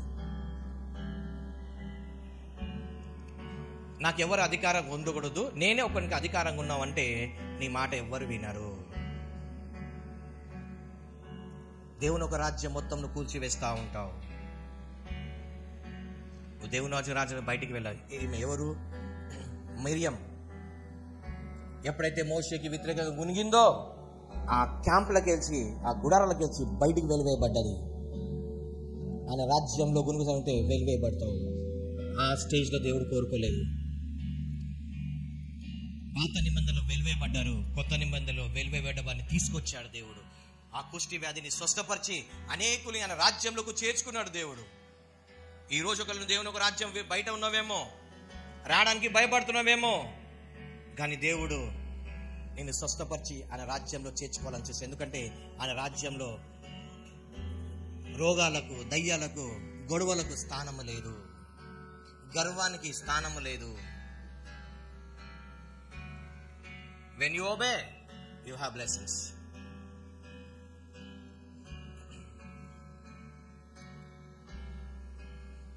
ఈరోజు బైబిల్ సెలవిచ్చినట్టు నీ అర్పణ అర్పించే ముందు ఎవరితోనైనా సమాధానం లేకపోతే ఫస్ట్ వాళ్ళతో సమాధాన పడు. మేము కూడా ఇక్కడ పవర్ మినిస్ట్రీలో ఇదే మాట అన్నప్పుడు ఒక వ్యక్తి ఇమీడియట్లీ ఫోన్ తీసుకొని వాళ్ళకి ఫోన్ చేసి కలగకపోతే నైట్ ఫోన్ చేసి మాట్లాడి సారీ అని చెప్పినాక నెక్స్ట్ డే ఫుల్ హోలీ స్పిరిట్తో నింపబడ్డాడు. ఆయన పరిశుద్ధాత్మ శక్తితో నింపబడ్డాడు. ఆయన జీవితం దేవుడు కట్టాడు. సో ఈరోజు కూడా నీ అర్పణ చాలా ముఖ్యమైంది. నువ్వు సజీవంగా సమర్పించుకుంటున్నావా? నువ్వు ఏమైతే ఈరోజు సమర్పించుకుంటున్నావో ఆ అర్పణ దేవుడు అంగీకరిస్తే నీ జీవితం మారిపోతుంది. స్పాట్లో నీ లైఫ్ మారిపోతుంది. నీ లైఫ్ని దేవుడు ఒకవేళ అంగీకరిస్తే దేవుడు అంటాడు, బలులు అర్పించకంటే సమీపించి మాట వినుట శ్రేష్టం. మనం ఏంటంటే మాట వినడానికి ఇష్టపడం, కానీ మాటలు చెప్పడానికి ఇష్టపడతాం మనం. కానీ ఎప్పుడైతే వింటావో అప్పుడే దీవించబడతావు. విస్తారమైన మాటల దోషం ఉండక మానదు. నీకు నువ్వు కరెక్ట్ అనిపిస్తావు, అది బహుశా రాంగ్ అయి ఉండొచ్చు, నీకు అర్థం కాకపోవచ్చు. Submit, surrender to God. నిన్ను దేవుని సమర్పించుకో. దేవుని ఒక రాజ్యాన్ని అడుగుపెట్టు. ఆయన రాజ్యంలో అన్నీ నీకు అనుగ్రహింపబడతాయి. నీకు ఏ సమయంలో ఏం కావాలో దేవుడు ఇస్తాడు. ట్రాక్ చేంజ్ చేస్తాడు. ఆయన నరకపు పొరిమేలలో ఉన్నప్పుడు ఎంతో మందిని మనం రక్షించాడు. ఆయన నీ ప్రాణాపాయంలో ఉన్న ఎన్నిసార్లు లాస్ట్ సెకండ్లో నేను దేవుడిని కాపాడాడు. ఎందుకంటే నువ్వు దేవుని రాజ్యానికి సంబంధించిన వ్యక్తివి కాబట్టి.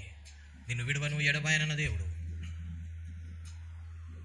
కాబట్టి ఈరోజు నిన్ను నువ్వు సమర్పించుకునే ముందు సమాధానపడు. ఫస్ట్ నిన్ను నువ్వు సమర్పించుకో. నువ్వు దేవుణ్ణి ప్రేమించడం నేర్చుకో. ఆయనని ప్రేమించినవైతే నిజంగా దేవుణ్ణి ప్రేమించేవాడు తన పక్కకున్న వాళ్ళని కూడా ప్రేమిస్తాడు. అధికారానికి లోబడతాడు, తిరుగుబాటు చేయరు.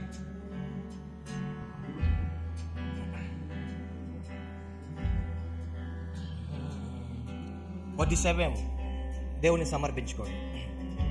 ఆయన రాజ్యంలో అన్ని సమయానికి వస్తాయి. ఆయన రాజ్యంలో ఏది ఆలస్యం కాదు, ఏది తొందర కాదు. ఆయన రాజ్యంలో అన్ని టైమ్లీ పనిచేస్తాయి. దేవుని ఒక రాజ్యంలో ప్రతి సెకండ్ ఇస్ వెరీ ఇంపార్టెంట్. అవన్నీ టైమ్లీ పనిచేస్తాయి. నీకు కూడా ఏ టైంలో ఏం కావాలి అన్ని అనుగ్రహింపబడతాయి. నీకు తొందరపాటు అవసరం లేదు. బహుశా ముందు ఉంటే నువ్వు నష్టపోతావేమో, తప్పుడు ఖర్చు పెడతావేమో, తప్పుడు దానికి అడుగు పెడతావు. అందుకే దేవుడు రైట్ టైంలో నీకు ఇస్తాడు. ఎందుకంటే నువ్వు రాంగ్ స్టెప్ వేయడం దేవుడికి ఇష్టం లేదు. ఇంతవరకు అనేకమైన రాంగ్ స్టెప్ వేసి అది నీకు కరెక్ట్గా అనిపించింది, కానీ నువ్వు తప్పుడు అడుగులు వేసావేమో. దేవుడు ఇప్పుడు నీకు అడుగులను లేడీ కాలవరి కరెక్ట్ అడుగులు చేయాలనుకుంటున్నాడు దేవుడు. అందుకే నీ లైఫ్ లో కరెక్షన్ చేస్తుంటే నీకు ఇష్టం అవ్వట్లేదు. బట్ నీకు ఇష్టం ఉన్నా లేకున్నా కరెక్షన్స్ కి నువ్వు లోబడు. అప్పుడు చూడు నీ లైఫ్ ఎలా సెట్ అవుతుంది.